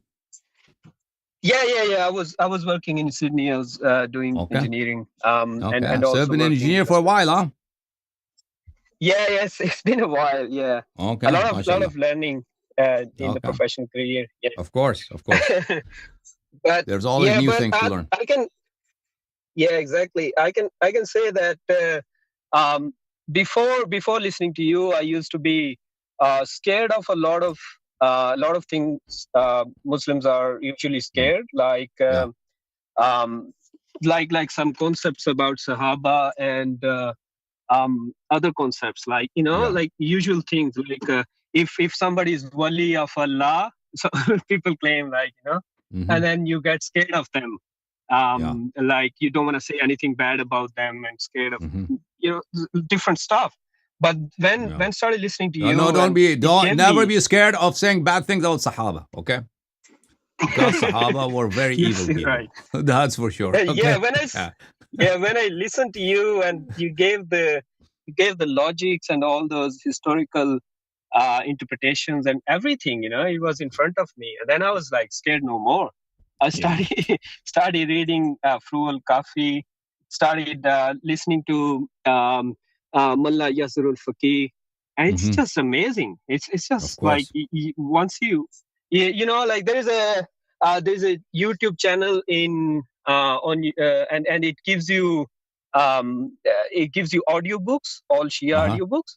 Okay. So, like while working, when you're free or something, you just go to that channel and you start listening Mullah Yasrul Faqih, and it's just amazing. There's no coming back to the argumentation which Shia present. Obviously, not the Suli Shia, the Akhbari Shia. When they present the argument, it is they're like, you can't just. That's why it's like when we call you, it's we can't ask the question because there is no ambiguity. It's just clear in front of you. So I just wanted to say that. MashaAllah. And thank you so much, Rana. MashaAllah, you've helped us a lot. It's not just Alhamdulillah. It's it's just unexplainable. MashaAllah. It's an honor for me because engineers are very smart. Okay, people have to understand.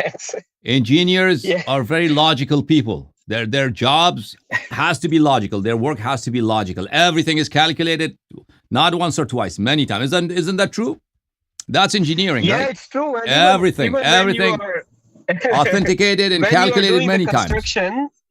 Yeah, even then you overlap things and calculate them again so that they again. When a user is in the building, they don't feel uncomfortable.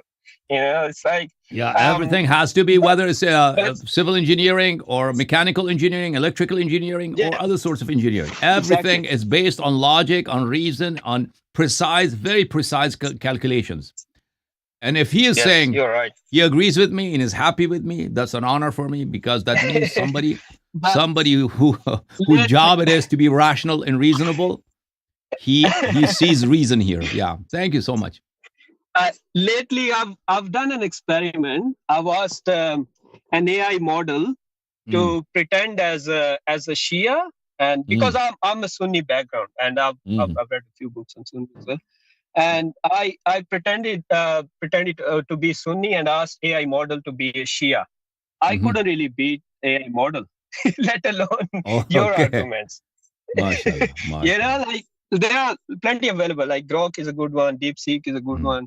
I mean, I want people to go on that, and they will help you. If you don't want to talk to somebody, just go on that and try to. It's just amazing. And it's scary. It's not only amazing, it's scary. AI is scary. They're so smart. They're very scary. What's going to happen in a few years, right? Once AI comes inside the people's brain, once there's direct connection between the nervous system and the AI, that'll be like superhuman being. Everybody will be superhuman. Yeah. But I think that there would still be some people who would be illogical at that time as well. Yeah. I don't know where we're going. Then the Dajjal is really conceivable. See, if this thing becomes advanced and practical, obviously the advanced form of enhanced human beings is not going to be made available for everybody. It will be only for you're right. Yeah, for individuals who can afford it, and also this will be considered high-tech stuff. High-tech is always, for superpowers and for people. For elite people. Yeah, you're right. For specific people. It will be high-tech, enhanced human beings, high-tech versions, and the highest tech version would be Dajjal. I think Dajjal, who can do amazing things. He'd be a robot, and he would have AI in his mind, and he can do many things, right? Yeah, that's possible. Exactly. But I just want to say, like I gave all the arguments to AI. All the arguments you give in your speeches, because I've listened to hours and hours of your speeches. I don't know, thousands of hours, and I give all these arguments to AI, and then AI is like, yes, I don't have a comeback. Okay, thank you so much, Brother Rana. May Allah bless you. Such an honor to speak with you. May God bless you. May Allah bless you. Thank you, sir. Have a good one. Okay, have a good night. Thank you for calling, Brother Rana, and Ramadan Kareem to you. My special du'as for you. Okay, brethren, let's go to TikTok. TikTok, who is the caller there? Muntazaran Zuhur. Brother, open your mic. Assalamu alaikum. Allama, God bless you. MashaAllah, you are so energetic. Alhamdulillah. After a very long program in Urdu, now you have English program at the time of your iftar. MashaAllah, you are so energetic. Thank you. God bless you. And a special thanks from brother Abuzar. Of course. He's doing a lot of hard work. May Allah bless him and Allah accept from him. He's a dear brother. Yeah, and also in each and every your program, he is supporting you and he's helping you all the times. Absolutely. God Absolutely. bless him and his family. Absolutely. Inshallah. He is the one that he is always with you.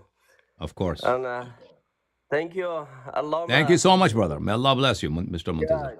Thank Just you. pray for us. This in the holy month of Ramadan. The dua will be mustajab.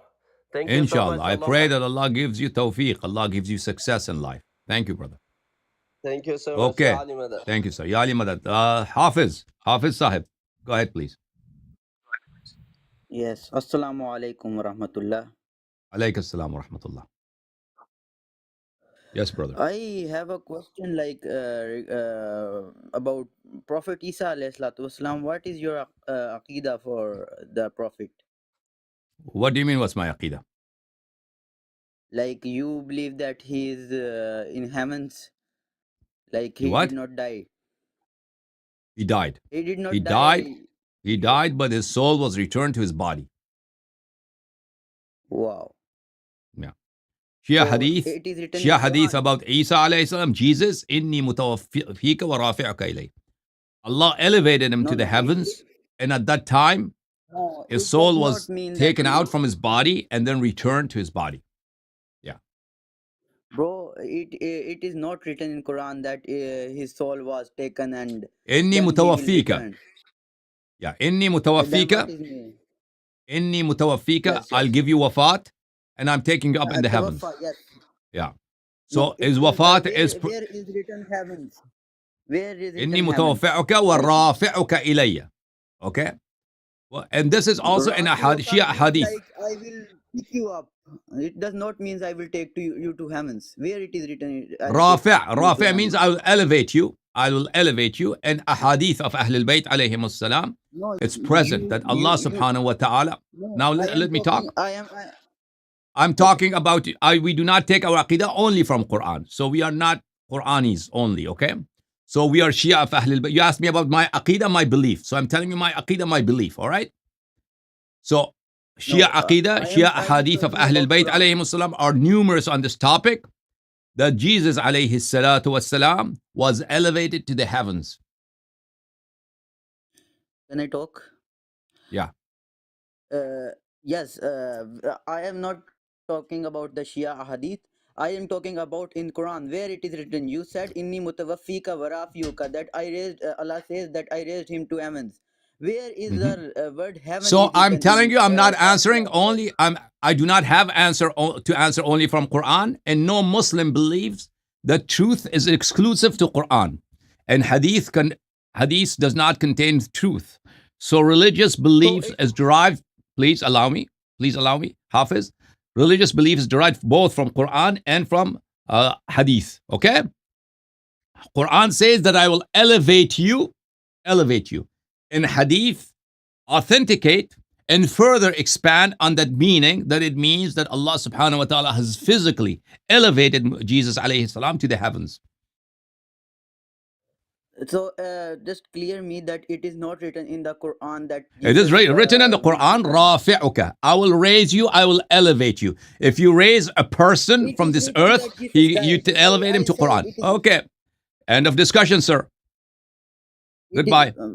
Okay. Quran says Rafi'uka ilay. Okay, thank you, sir. Who is the next caller? Sir, we have a question from the comments. They asked, sure. Is it okay to take Naswar in Ramadan? No. That thing. No. Naswar is a shubha. Okay. So you're putting something in your mouth, and Ahlul Bayt alayhim as-salatu wa have said anything that's shubha, that's dubious, you should not carry it out in any circumstance, because this could be a violation of your fast, and it's a shubha. Therefore, you should not perform it. Brother Manzar, can you open your mic? Assalamu alaikum. Alaykum salam, brother. Where are you calling from? I'm calling from Sydney. Sydney. What do you do in Sydney? I'm a driver. May Allah bless you. Allah keep you well, sir. What can I do for you? Thank you. I have two questions. Sure. One is regarding the verses 48 and 115 of Surah An-Nisa, also verse 2 of Surah Zumar, regarding like Shirk and Tawhid. That says, so read them. Surah Nisa, what verse? Read it. Can you read it, or should I pull it out? إن الله لا يغفر أن يشرك به ويغفر ما دون ذلك لمن يشاء. And also, what number is that in Surah An-Nisa? 48. 48. Okay. Also, so what's your question about this? Also, verse 115 is the same, and verse number 2 of Surah Zumar reads that. Zumar. Let me read it. So no, verse number 115. Okay. Okay, yeah, you're right. 115 is that's 116. That's the same. Yeah. That's 16. That's not 115. 116 is the same. Yeah. Okay. It's the same. Also, verse number 2 of Surah Zumar says, Allah lillahi ad-dinul khalis والذين اتخذوا من دونه أولياء ما نعبدهم إلا ليقربونا إلى الله زلفى إن الله يحكم بينهم فيما هم فيه يختلفون. And this, so what's your question? This verse is like a little bit scary. Like God says that I will forgive any sin except shirk. So as a Shia, why should we risk the shirk, which is very... no, we should not risk the shirk. So we do not risk the shirk. Why should we risk shirk? We should not commit any shirk. Okay. Do you think that like du'as like du'a tawassul and asking? No. You're talking to me. Is it shirk? Shirk is if you make somebody God. Somebody who's not God, you make him God. Asking for help. Asking a person is not shirk. Asking a person is not shirk. If you worship him, asking for help. You ask for help, somebody who has Allah made him wasila. So you ask a doctor because Allah has made him wasila, or you ask a saint because Allah has made him a wasila, an instrument to help you. It's not shirk. So what is the difference of asking like...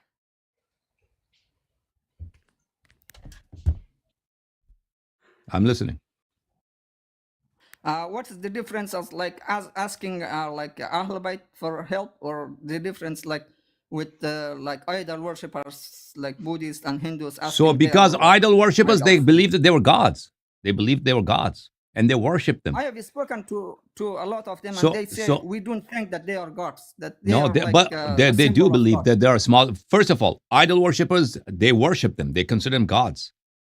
So don't say they don't worship. They believe in many gods. So each idol is a god. So they worship them and they ask them for help. However, Nabi sallallahu alaihi wasallam is not a god, and we do not worship him. If you ask him for a miracle, to perform a miracle, it's not, it doesn't violate anything. Rather, it's good. Allah subhanahu wa ta'ala in a hadith of Ahlul Bayt alayhi salam have instructed us to ask Ahlul Bayt alayhi salam to help you. Actually, most like a lot of Shias like worship like symbols of religion. No, nobody worships. Nobody. This is a lie. This is a total fabrication. No Shia worships anyone but Allah subhanahu wa ta'ala. If you find any Shia who's worshipping something, who's doing ibadat of something other than Allah, then he's not a Shia. He's not a Shia. Okay. I've seen some. So that's the end of conversation, brother. End of conversation. That's it. No more. Okay. Excuse me. That's it.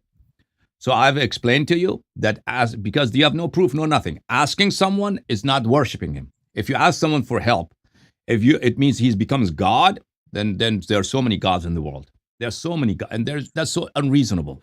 Because you can ask anyone. And if you ask him, he becomes God, then subhanallah. That's very easy way to make so many gods in the world. Goodbye. Next caller. Sadi Alizada 8. Open your mic, please. Brother Hawksar, open your mic. Are you there? Hello? Hawksar, wake up. Sadi, go ahead, please. Ya Ali Allahyari, brother. Ya Ali. Just want to know, like, I'm Afghan Canadian. Just want to know, like, a lot of people. Where do you live? In Canada. Calgary. Calgary, may Allah bless you. You're near Toronto, aren't you? Calgary is near No, I'm Toronto. Or is it Calgary. somewhere else? So, I forgot. No, it's far, Calgary is Abdullah. in It's far. Alberta. I forgot. Far away. Alberta. Okay. Yeah, far. Okay. Brother, Yeah. mashallah, I That's love you, brother. yeah. Sure. And That's I have a Kitchener. question. Kitchener is near A Toronto, lot right? of like I forgot my. lots I've of not. It's Kitchener been a is long near time I've been to Toronto. Canada. Yes. Yeah. Yeah, Kitchener Okay. is near Toronto. Yeah. Okay. a lots of my like Muslim brothers, they are saying that Rasulullah sallallahu alaihi wasallam, like they give him a hard time for them. So what do you think about those people? Like they give a hard time. Which kind of people was those people that time? So want they to were know. mushrikeen. Mushrikeen gave a hard time to the Nabi sallallahu alayhi wa sallam. They did not accept his invitation to Tawheed, and they called him names, and they ridiculed him, and they opposed his every move. And then when they were forced to become Muslims, or some of them became Muslims because they were spies of the mushrikeen in order to infiltrate Islam. So they were munafiqeen who, from within Islam, they would annoy the Nabi sallallahu alaihi wasallam and oppose him and try to fail his efforts to spread the new religion of Islam. So these were munafiqeen and mushrikeen, yeah, who gave a hard time, yeah, to the Nabi sallallahu alaihi wasallam. I want to see from your channel a lot to what they did, the Rasulullah sallallahu alaihi wasallam. So I want to know about your mouth to tell them about he was doing good things. I want to know about that one. Because Okay. lots of People who are, said, you want to know that people did good things, people who opposed the Nabi sallallahu alaihi wasallam, they did good things. That's what you are saying. Yeah. I love my I don't know. Mawla Ali and Prophet. Okay. So okay. Well, Mawla Ali alayhi salam and the Nabi sallallahu alaihi wasallam did all good things. Okay. And their enemies, they did all bad things.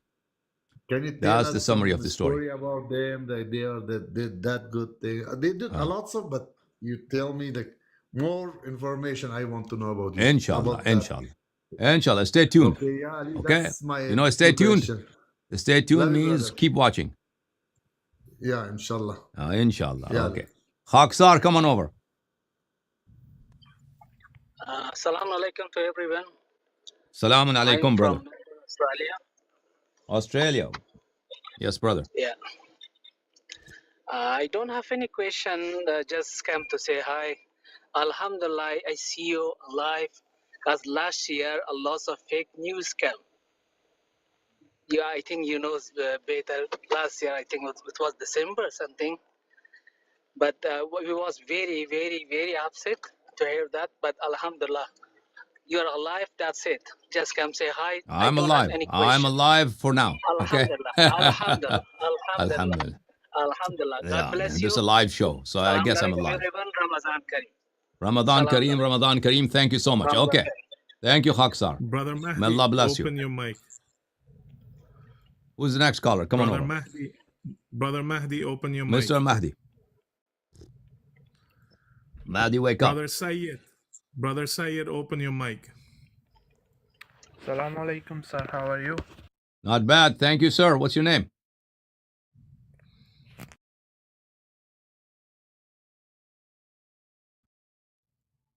Who is it? Come on.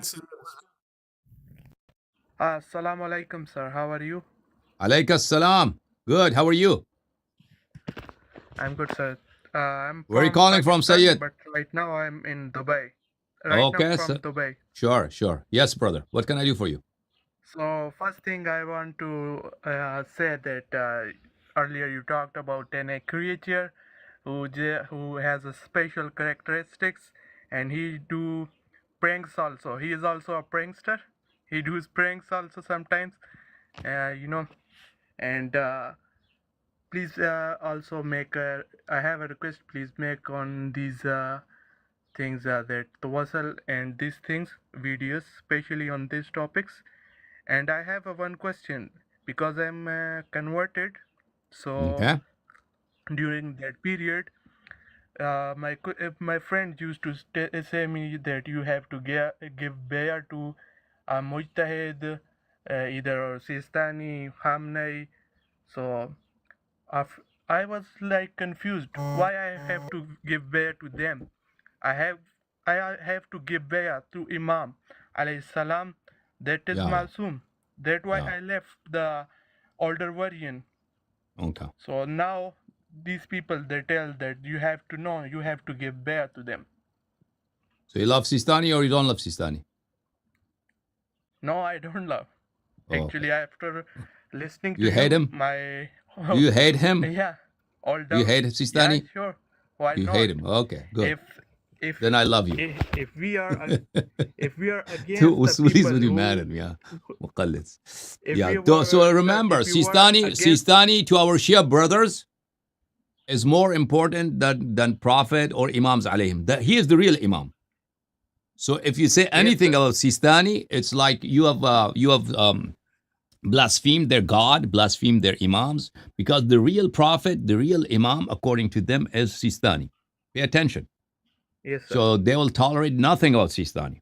Sistani, this Maulvi, old man, he is old, he wears diapers because of his old age, which is appropriate for him, he should.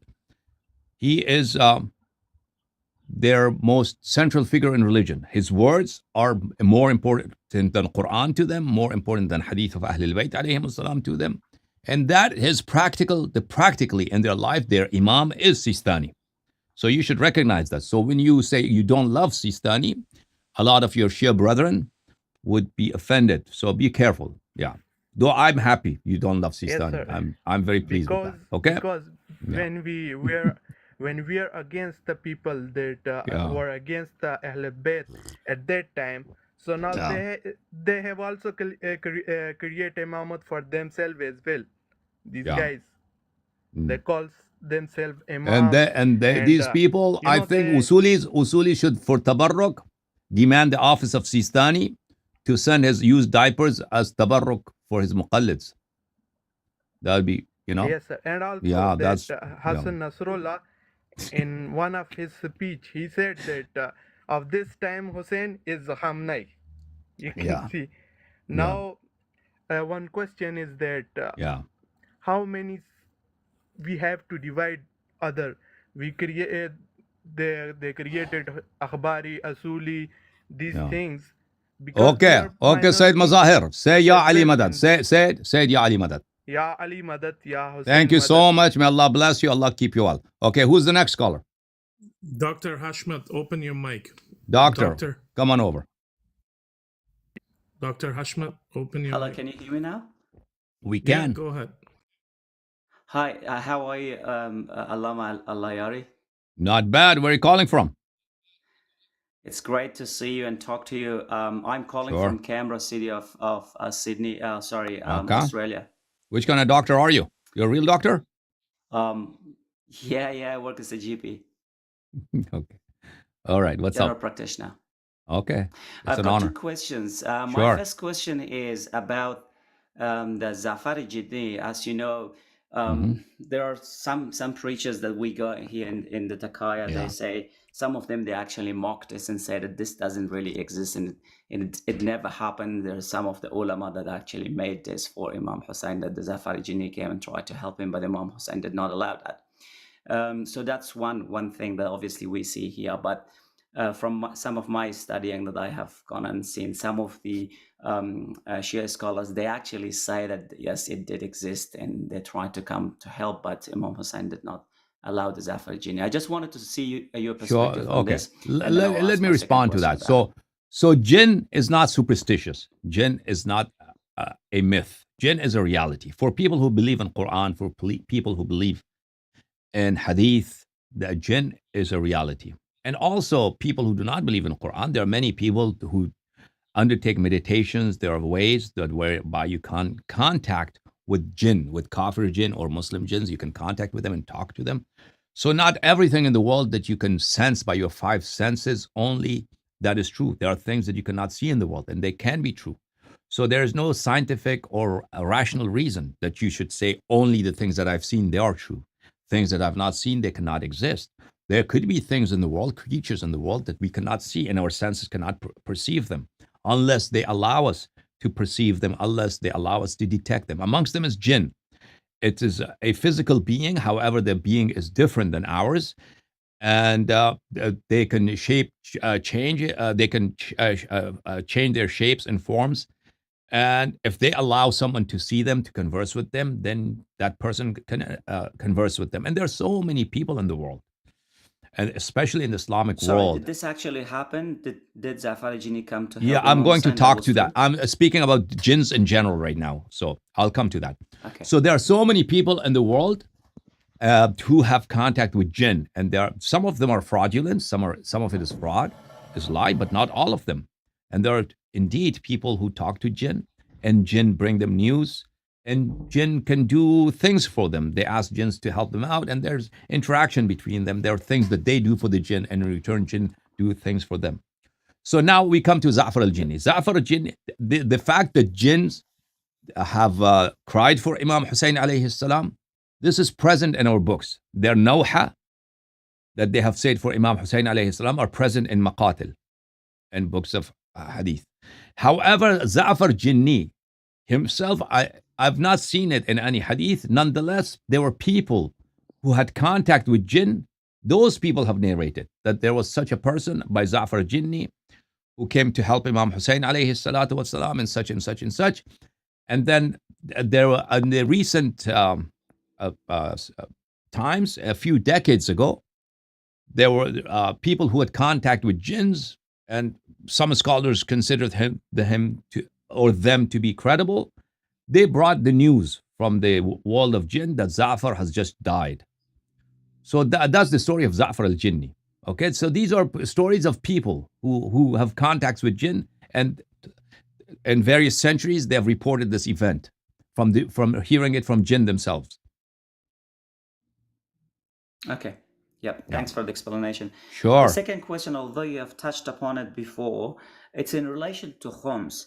And as we all know, that the khums, you have obviously divided into two sections. One section is the Zawal Qurba and the Masakin, and the other section is the Sahm of Imam. So in terms of the Sahm of Imam, they do say, although I understand that you do not believe in Mirajas, but they say you cannot spend the Sahm of Imam onto the things that you would like to spend. So I just wanted to get a little bit more clarification in this regard. How can we, if I would like to just get my khums and divide it into half, one section obviously it has to go to the poor people, in the section the allowance of Imam. What can I do because right now here in Australia, in Canberra, we try to teach Quran and recitation to kids. If I would like to get that money and build a place to bring these children to teach them Quran, can I count that as Sahm of Imam or not really? So the khums should be spent on behalf of the Imam alayhi salatu wasalam as sadaqah on his behalf, on a cause that is good, and you think this is the best. You should search, you should think, you should consult people. What would be most pleasing to the Imam alayhi salam? And your honest judgment, it could be to help out orphans somewhere. It could be, printing a book. It could be maintaining a website. That depends. People come to different conclusions, right? If you consult and between you and Allah, and you make a conscientious effort to think, I have this much money. Let's say I have $10,000 or $20,000 or more or less. What would be the most appropriate thing that would be pleasing? My Imam alayhi salam would be happy. And that's a good cause, a virtuous cause, if I should spend this money in. So that could be teaching kids Quran, or it could be something else. And then on that, you spend it, you say this money is the property of the Imam alayhi salam, and I cannot deliver him to his hand. Therefore, on his behalf, as a sadaqah, I'll spend on this cause. So you should think, what is a good cause, okay? Teaching kids Quran is indeed a good thing. Absolutely. That's absolutely necessary. Fantastic. But not just Quran, right? There should be also correct hadith and akhlaq and all that, okay?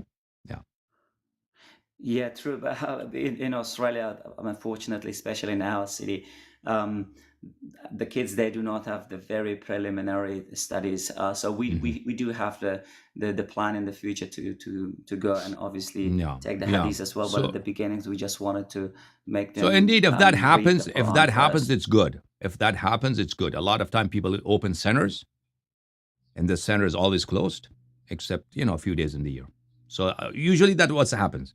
Usually we have, every city has a few centers, right? A few masjids or imam bargas, and they're just doing nothing happens there, except old people show up there. Old people Mr. on Thursdays. Yeah, some old people come there to socialize. Sure, you take care, brother.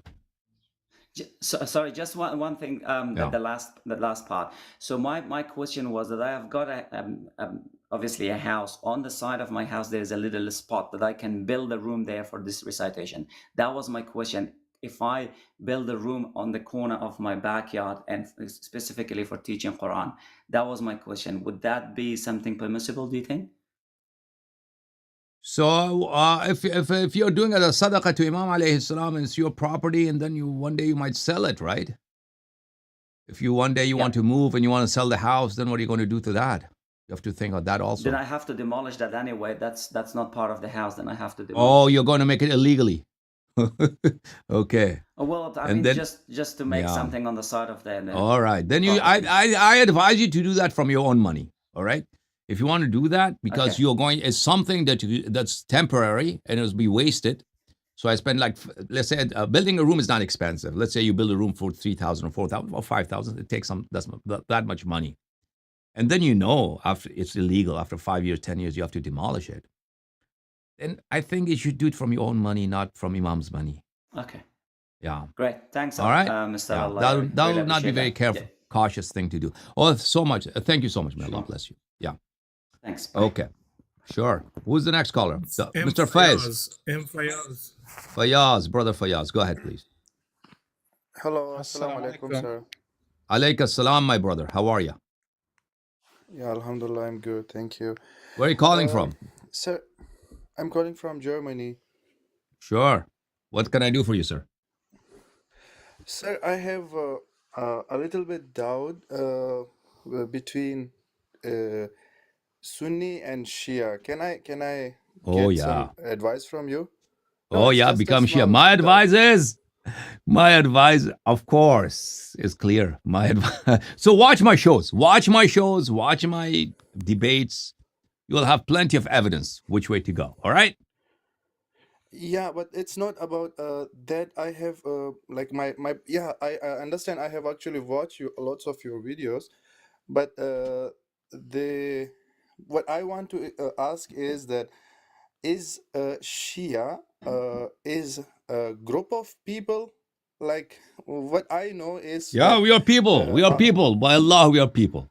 We are not generally. We are people. I'm sorry.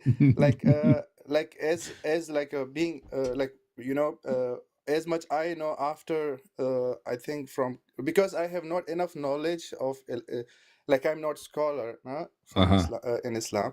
But that's why I just ask you some questions, that because as much I know, after that Karbala war, and then this group of people which I know now, that group of people, then they after that Shiaism started, and so it feels like it's a group of people who actually okay, pay attention to this hadith. Pay attention. Let me bring this hadith and you pay attention to it. Hold on. Okay? You take care. Now, let me go bring the book.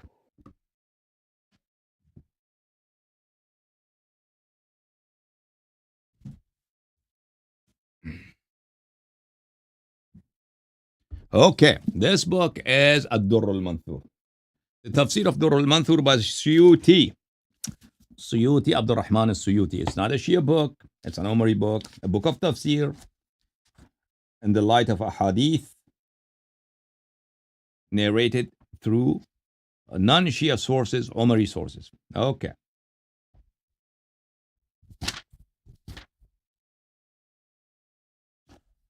All right. الدر المنثور في التفسير بالمأثور, volume number 8, published by Darul Fikr, written by Abdul Rahman al-Suyuti.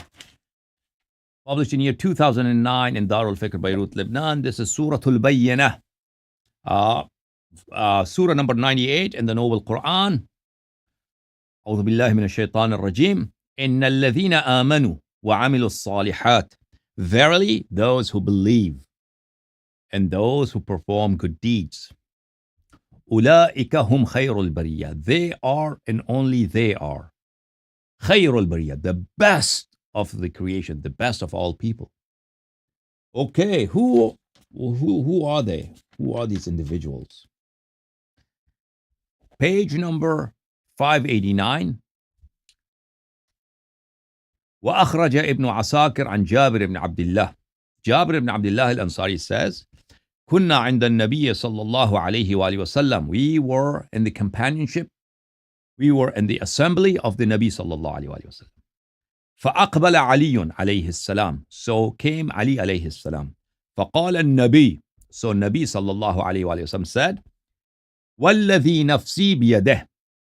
I take an oath, a solemn oath, by that Creator in whose hands is my life. إن هذا وشيعته. Verily him, this person who's coming. Who's coming? Ali alayhi salam. And his Shia. You said, oh, Shias came into existence after Karbala. Oh, no. Verily him and his Shia. لهم الفائزون يوم القيامة. Verily only them are the ones who are people of success and good fortune and bliss on the day of judgment. وَنَزَلَتْ. The Nabi sallallahu alayhi wa sallam said these words, and this verse was sent down to him from Allah subhanahu wa ta'ala. إِنَّ الَّذِينَ آمَنُوا. Those verily who believe, وَعَمِلُوا الصَّالِحَاتِ, and perform good deeds. أُولَٰئِكَ هُمْ خَيْرُ الْبَرِيَّةِ. Verily they are the best of the creation. فكان أصحاب النبي صلى الله عليه وآله وسلم. So it was the custom, it was customary for the companions of the Nabi صلى الله عليه وآله وسلم. إذا أقبل علي. When Ali alayhi salam came, they would have said, so this was a continuous custom practice of the Sahaba. When Ali alayhi salam used to come, they would say, جاء خير البرية. Here comes the best of the creation, the best of all people. Because Allah called him and his Shia, the best of creation. Okay. وأخرج ابن عدي عن ابن عباس. Ibn Adi has narrated on the authority of Abdullah ibn Abbas, لما نزلت, when this verse was revealed. إن الذين آمنوا وعملوا الصالحات أولئك هم خير البرية. Verily those who believe and perform good deeds, they are the best of the people, they are the best of the creation. قال رسول الله صلى الله عليه وآله. Rasulullah صلى الله عليه وسلم said to لعلي, to Ali عليه السلام, هو أنت وشيعتك. These people خير البرية. إن الذين آمنوا وعملوا الصالحات. They are you and your Shia. راضين يوم القيامة راضين مرضين. On the day of judgment, you will be happy and you would be pleased, and the Lord would be pleased from you and your Shias. Okay. Next hadith. أخرج ابن مردويه عن علي عليه السلام. Ibn Mardawai has narrated on the authority of Amir al-Mu'mineen Ali alayhi السلام. قال لي رسول الله صلى الله عليه وسلم. Rasulullah صلى الله عليه وسلم said to me, ألم تسمع? Do you pay attention? Have you heard this verse of the Noble Quran? إن الذين آمنوا وعملوا الصالحات أولئك هم الخير البرية. Verily those who believe and perform good deeds, they are the best of the creation. أنت وشيعتك. These people, this verse, the last verse in Surah Al-Bayyinah, Surah 98 in Quran, the last verse. These are you and your Shia. وَمَوْعِدِي وَمَوْعِدُكُمُ الْجَنَّةِ. Your tryst and my tryst. And my promise to meet you, to have you in my company, in my assembly, is when? Al-Hawd, the pond of Kawthar. إذ جاءت الأمم للحساب تدعون غرا محجلين. When all nations, all people would come to give an account of their deeds, you will come on that day, you and your Shia, غرا محجلين. You will come with great dignity and honor. You would come with faces bright and shining and radiant with happiness and gaiety and bliss of Allah subhanahu wa ta'ala. Okay? So this is not one hadith, two hadith, many ahadith that Rasulullah sallallahu alayhi wa sallam has promised, الَّذِينَ آمَنُوا وَعَمِلُوا الصَّالِحَاتِ, they are only Ali alayhi salam is Shia. So don't say Shia came into existence after Karbala. Do not say that. And this is not a Shia book. This is an Umari book. And these are ahadith from Rasulullah sallallahu alayhi wa sallam in the verse of Quran. Okay, who's Mr. Faiz? What are you going to say now? Yeah, I understand, and thank you so much for the explanation. Sure. Okay, so can you please tell me that what is a point that is making different, like Sunni, like they make a part between Sunni and Shia, and you are saying Shia. So what exactly this Shia word mean? Between Like, wrong and right, what's the difference between wrong and right? So your Tawheed, No, look, your Tawheed is God is a monster. What's the difference? I'm telling you, your Tawheed is that God's a monster. So what's the difference between a monster and the real God? So that's a big difference, right? There's a big difference. No, that's just one example. my question. You pray, your wudu is against Quran. You make wudu, you wash your feet. Quran says do masah your feet. So between right and wrong, what's the difference between both are, we do perform, those are actions, right and wrong. What's the difference? So there's a big difference between right and wrong. Okay. Mr. Faiz? Oh yeah. Yeah. Oh yeah. I understand this point, but I didn't clearly understand. Like what I ask is that, like, Sunni and Shia, they get apart at some point. So that point I didn't understand, like how they get separated. Still, because if you are saying, so look, the Nabi sallallahu alayhi wa sallam said, after me, your Imam is Imam Ali alayhi salam. And after him, Imam Hassan alayhi salam, Imam Hussein alayhi salam. Today, I had a big debate in Urdu for 2-3 hours with a Sunni scholar from Pakistan on the question of the 12 Imams, Mansus min Allah. 12 Imams have been enunciated and proclaimed Imams by Allah subhanahu wa ta'ala. And I showed you hadith after hadith after hadith from Umari books that there are only 12 Imams proclaimed by Nabi sallallahu alayhi wa sallam. 12 caliphs, not 10, not 5, not 3, not less than 12, and not 13, 14, 10, 14, or 20, or 50, or 100. Only 12. And Rasulullah sallallahu alaihi wasallam has introduced them by their names. The first one is Imam Ali alayhi salam, second is Imam Hassan alayhi salam, third is Imam Hussein alayhi salam, then one after the other Imam until Imam al-Mahdi alayhi salam. So what has separated? Nabi sallallahu alaihi wasallam has clearly shown a path after him. What is going to who is going to be the leader of the Shia community, of the Muslim community. However, Sahaba transgressed and Sahaba trampled upon the instructions of Nabi sallallahu alayhi wa sallam on the question of successorship, and Sahaba usurped leadership they did not deserve. And they created all these different sects. They created a different tawheed. They created a different way of namaz, different way of wudu, and they changed Sharia. So it came to be one Shiaism is the same religion that Allah subhanahu wa ta'ala has sent to Nabi sallallahu alayhi wa sallam, and Nabi sallallahu alayhi wa sallam has preached. But people diverged and people digressed from this path of Nabi sallallahu alayhi wa sallam, and Sunnism was created. Yeah, I understand there. And okay, then finish. Then that's it. Then. Only the last question regarding what you give me a reference from book. There was written word Shia. So what exactly Shia mean? Like Shia means followers and supporters. Literally, Shia means a follower and followers and supporters. So Shia of Ali alayhi salam means followers and supporters of Imam Ali alayhi salam. Okay, I understand. Okay, thank you so much, sir. May Allah bless you. Thank you, sir. Next caller is Asif. Mr. Asif, wake up. Oh, I have a WhatsApp caller. Hold on. WhatsApp caller, go ahead. Who's the caller? Yes, sir. What's your name, brother? Oh, my name is Ali Heather. Ali, wait, Ali, bring the mic close to your mouth. Speak loudly, please. Oh, sure. Sure. Can you hear me now? Am I audible? Oh, you bought a cheap phone, brother. Your microphone sucks. Okay, go ahead. We'll try to hear you. Go ahead. What are you saying? Sorry. Let me just. I'll increase your audio from here. I'll increase the gain. Go ahead. What's up? Okay, perfect. Thank you so much. So my name Where are you is calling Ali, from? I live in New Jersey. You're calling from New Jersey. What do you do over there? Yeah. I work in InsurTech. In what? Insurance Insurance technology. Okay, insurance technology. Okay. High tech. Yeah, perfect. Low tech. Which Yeah. one? Oh, I work in mainly automation monitoring. So All right. I don't know what that is. But anyway, oh, go so ahead. like you know the fintech. That When I must be switch something technology, fancy. Obviously, something very fancy, yeah, right?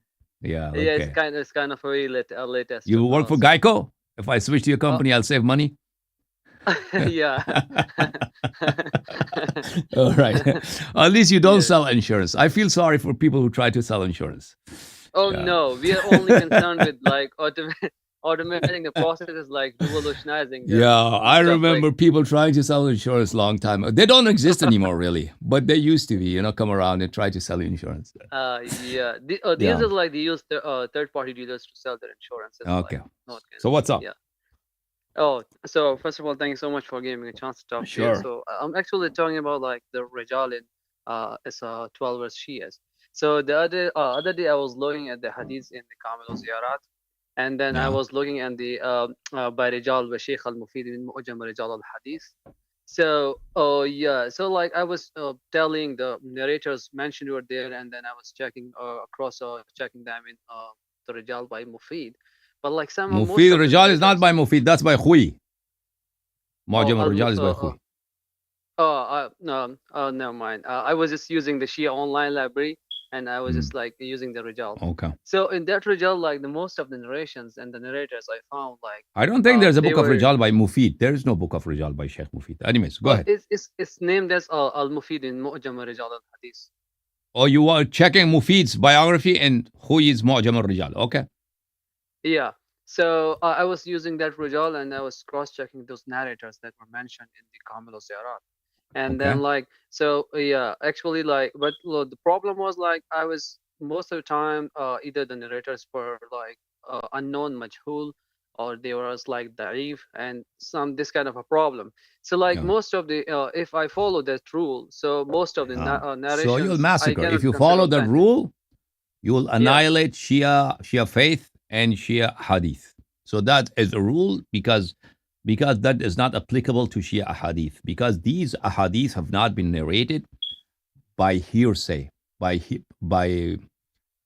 conversation from one generation to the other. These ahadith have been narrated from original books, and these original books had authorities of ijaza.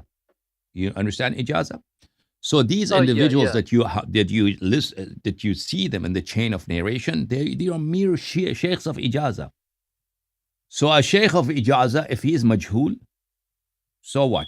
Doesn't harm anything. If even is weak means his knowledge is low or his piety is low. So if I have this book of, let's say, Suyuti, and I have ijaza to narrate this book, which is a mere formality. This is a mere custom amongst muhaddithin, and I have ijaza. If I have ijaza to narrate this book, now I have ijaza, but I don't know who is in my chain of ijaza, because there are so many names there, and I don't know all of them. And I'm sure there are people there in my chain of ijaza, perhaps who are unknown. But so what? Because everybody knows this is Suyuti's book.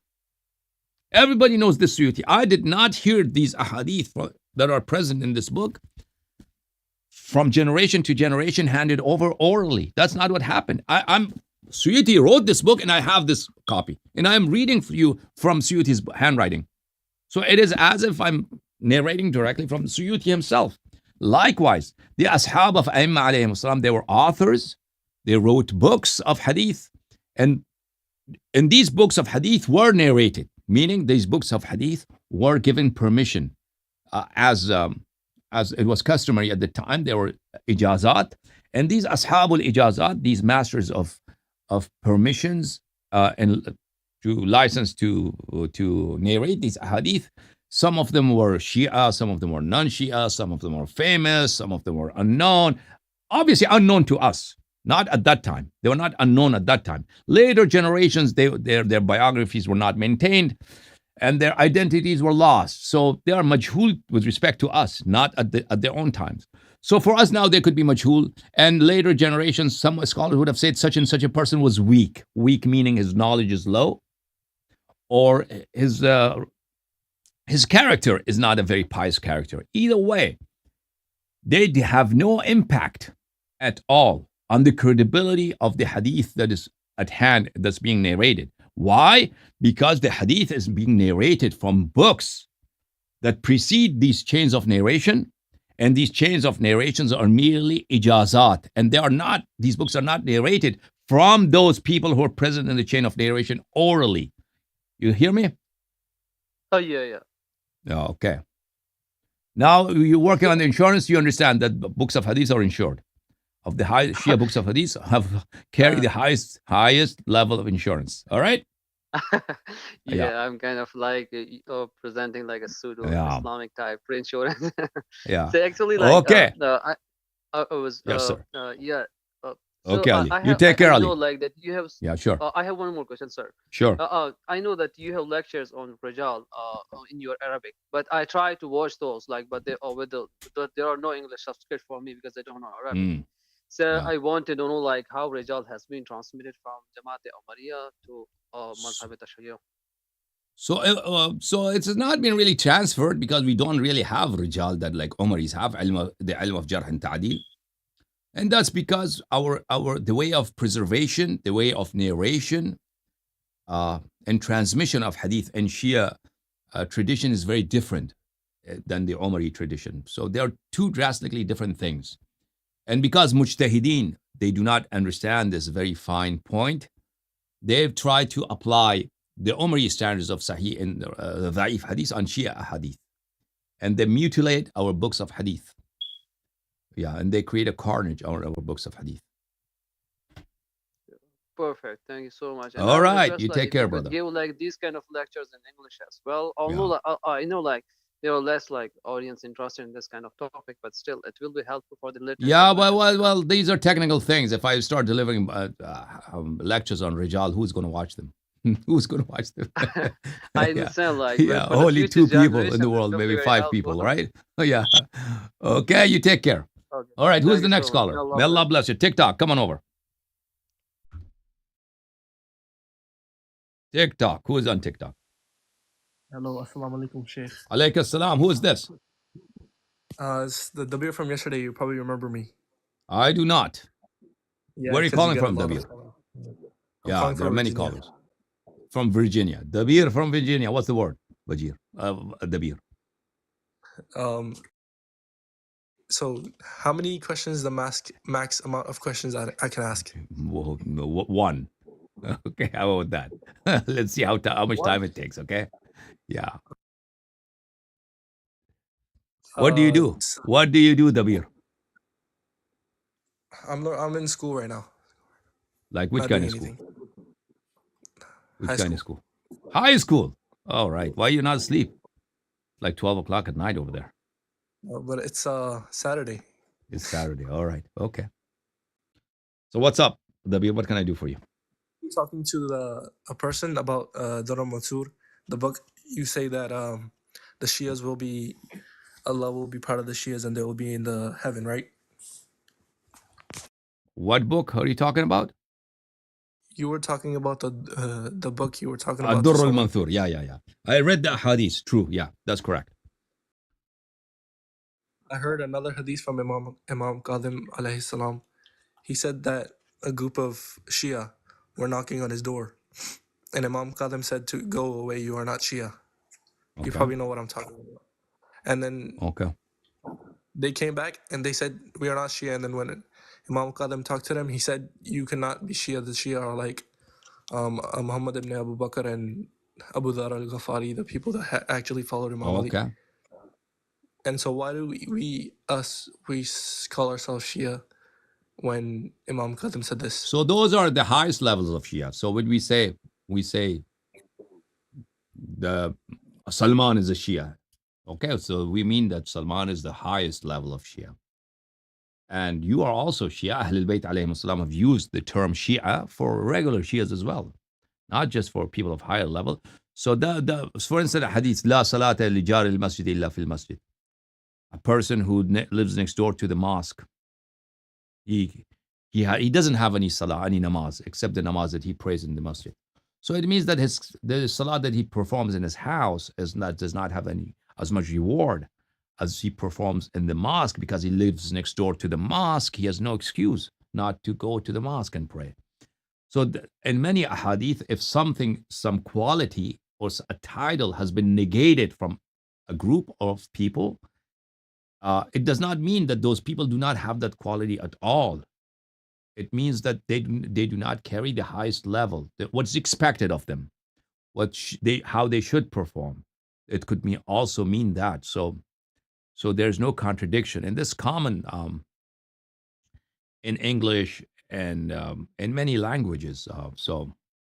For instance, if someone's a patriot American, he says that, for instance, he compares himself to George Washington and people who founded the United States, who fought and died and sacrificed their lives for the independence and the war of independence in the 1700s, 1780s, right? He would say, oh, I'm not American. I'm not a real American. Real Americans were those who gave their lives and their bloods for America. Now, if someone says this, it doesn't mean he's not a U.S. citizen. Of course, he's a U.S. citizen. But he means that I've not really done for my country what I should do. So I'm giving you just a worldly example, a secular example, that this sort of expression is common in many languages. That when you negate something, and you do not mean absolute negation, you mean you are negating only the highest quality and the qualities that are at least expected of people to perform. If they do not have this, then you negate it totally, and this is just a hyperbole. This does not really mean absolute negation. I hope I'm clear. Yes, Am I clear? Yeah, okay. Yeah. Do you have time for another question or enough? Sure. You know Allama Ghazanfar Tonsvi? I know him. Anyone know him? You know who that is? I know. I heard a hadith from, he said that. Oh, do not, no. Do not quote hadith from those guys. So because they're, the Zakirs, they narrate anything. Okay? If you heard something from him, so unless he gives they give you the reference, book, whatever, then put it aside. Zakirin narrate things that are no book. But Ghazafar Tonsi was not just any Zakir. He was a little more learned than other Zakir, but nonetheless, he was a Zakir. Okay? Yeah. Okay, you take care, brother. One more question. Okay. I heard you said that you hate Sistani. Is that true? I consider all Mujtahideen to be astray. Their paths are deviant from the paths of Ahlul Bayt alayhim salam, including Sistani. So it's not a question of hate. So hate is the wrong word, that I hate him. Well, yeah, I guess I don't like them. You can say I don't like them, but I do not hate them. But the most important thing is that, I do not love them for sure. Maybe you love them, but there's nothing in Sistani to be loved, okay? Nothing really, absolutely nothing in him or the rest of the Mujtahideen. But the important thing is that I consider them to be deviants from the path of Ahlul Bayt alayhim salam. And they've gone astray, and they're leading Shias astray. And because they know many things are true, what I'm saying, and they do not admit, they have realized that my positions are correct, but they insist on their bid'ahs, on their wrong things. So they are just, in order for their worldly positions, to keep them and maintain the Marji'iyya mafia, the Marji'iyya empire. So it's really bad. It's really sad. It's very tragic. If a normal person has a question about Islam, who are they supposed to go to if they cannot go to Marja? So always truthful ulama. So there's no other choice. So if something you do not know, and you cannot find out on your own, and you need help, who do you go to? So if there are scholars who are misguided, of course you do not go to them. So that's common sense. You find someone trustworthy and reliable to go to. That's not rocket science. So do you have any? So it's not my duty. It's not my duty to know all the scholars, and it's not my duty. I'm just telling you the common sense of what Islam has taught us. Someone who would not tell you, will give you facts from madhab of Ahlul Bayt alayhim as-salam and tell you truthfully and honestly that what Aimma alayhim as-salam have instructed their Shias to believe in. So you have to go to them. And their words are not hujjah. Important thing is, do you not do taqleed of them? They have to explain to you, and you can ask them for proofs why they are saying something. Okay. Okay. Wait. So Okay. do you have any? Do you I have told any? you. No. You don't. It's probably not what I'm gonna ask you. I don't think. If my question is not what you think I'm gonna ask, then I can leave. You can leave. Of course, you can leave. Anytime you want to leave, you So can leave. is there anything Absolutely, that that would be a great relief if you leave. Honestly, not as, I'm not saying this as an affront to you, an insult to you, but just because you asked 3 questions and you were supposed to ask only 1 question, so you asked instead 3 questions. Yeah, I'm sorry. And I'm tired. Yeah, and there are people waiting. Okay. Oh yeah. Jazakallah khair. Okay. Don't feel bad. But if you leave, I don't mind. And you can come in the next nights and ask other questions. So, all right. Who is the caller next? Brother Mahdi, open your mic. Mahdi, the last caller. After Mahdi, we're not taking any more calls, okay? After Mahdi, it's Tata. Goodbye. Good night. All right. Hello, Mr. Allahyari. It's an honor to be here. Thank you. Yes, sir. Alaykum salam. Where are you calling from? Sweden, Stockholm. Sweden, Stockholm. How is it going over there? Cold? Snow? Alhamdulillah. It's going well. Yeah. It's not snowing now. It's a bit cold. But it's Are there snow? like, Is there snow on the streets? No, not now. No? Okay. No. All right. What's up? What's happening? So I have a friend, and she has become like Muslim by herself, and then she asked me. Okay. All right. Yeah. Will brothers in the West say, I have a friend and she has become Muslim. We know the rest of the story, right? Yeah. Okay. All right. Lucky for you. What happened next? Thank you. Thank you. Muslim, and then, she became she Muslim. asked me about she asked me about the combining the praying times. And then I didn't have any like answer. So Okay, good. On this very good note, happy note, we end. Inshallah, tabaraka wa ta'ala, we can only hope for you a very, inshallah, times of joy and times of happiness. Thank you so much, everybody. May Allah bless you. Call in the next nights, okay? Mahdi, but don't Mr. mind. Mr. Allahyari, Yeah. But she wrote me a text to like ask you like. Yeah. Text is going on between you. All right, you answer them that there's a section in Muslim. Jam'a bayna salatayn. There's a section in the Muslim to pray Dhuhr and Asr, noon and afternoon prayers together, and Maghrib and Isha together. Let me show you that chapter in Muslim, and then you could have a very good relationship with this new convert, lady convert. I hope she's not very old. No, she's 20. Oh, okay then. That's why you're so. Yeah, that's why you need the answer, huh? To impress her. Yeah. Okay. I'm being honest. Okay, you're being honest. All right. It's very honest. Absolutely. Okay.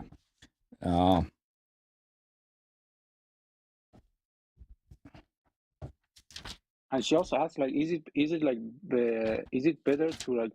Okay, don't pay too much attention to her. Do not pay too much attention. Some of these ladies, they just become Muslims just in order because they like a young Muslim man. Okay. Yeah, of course.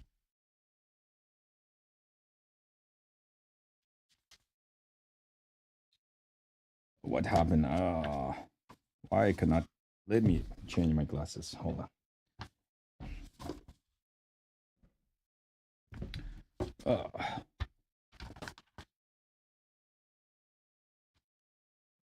What happened to my other glasses here? Hold on, please. One moment.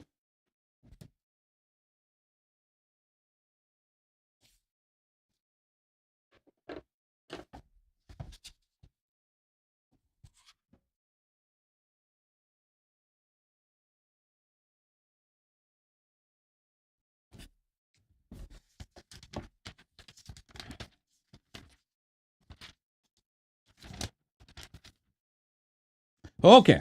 Here. Oh, again, lost it.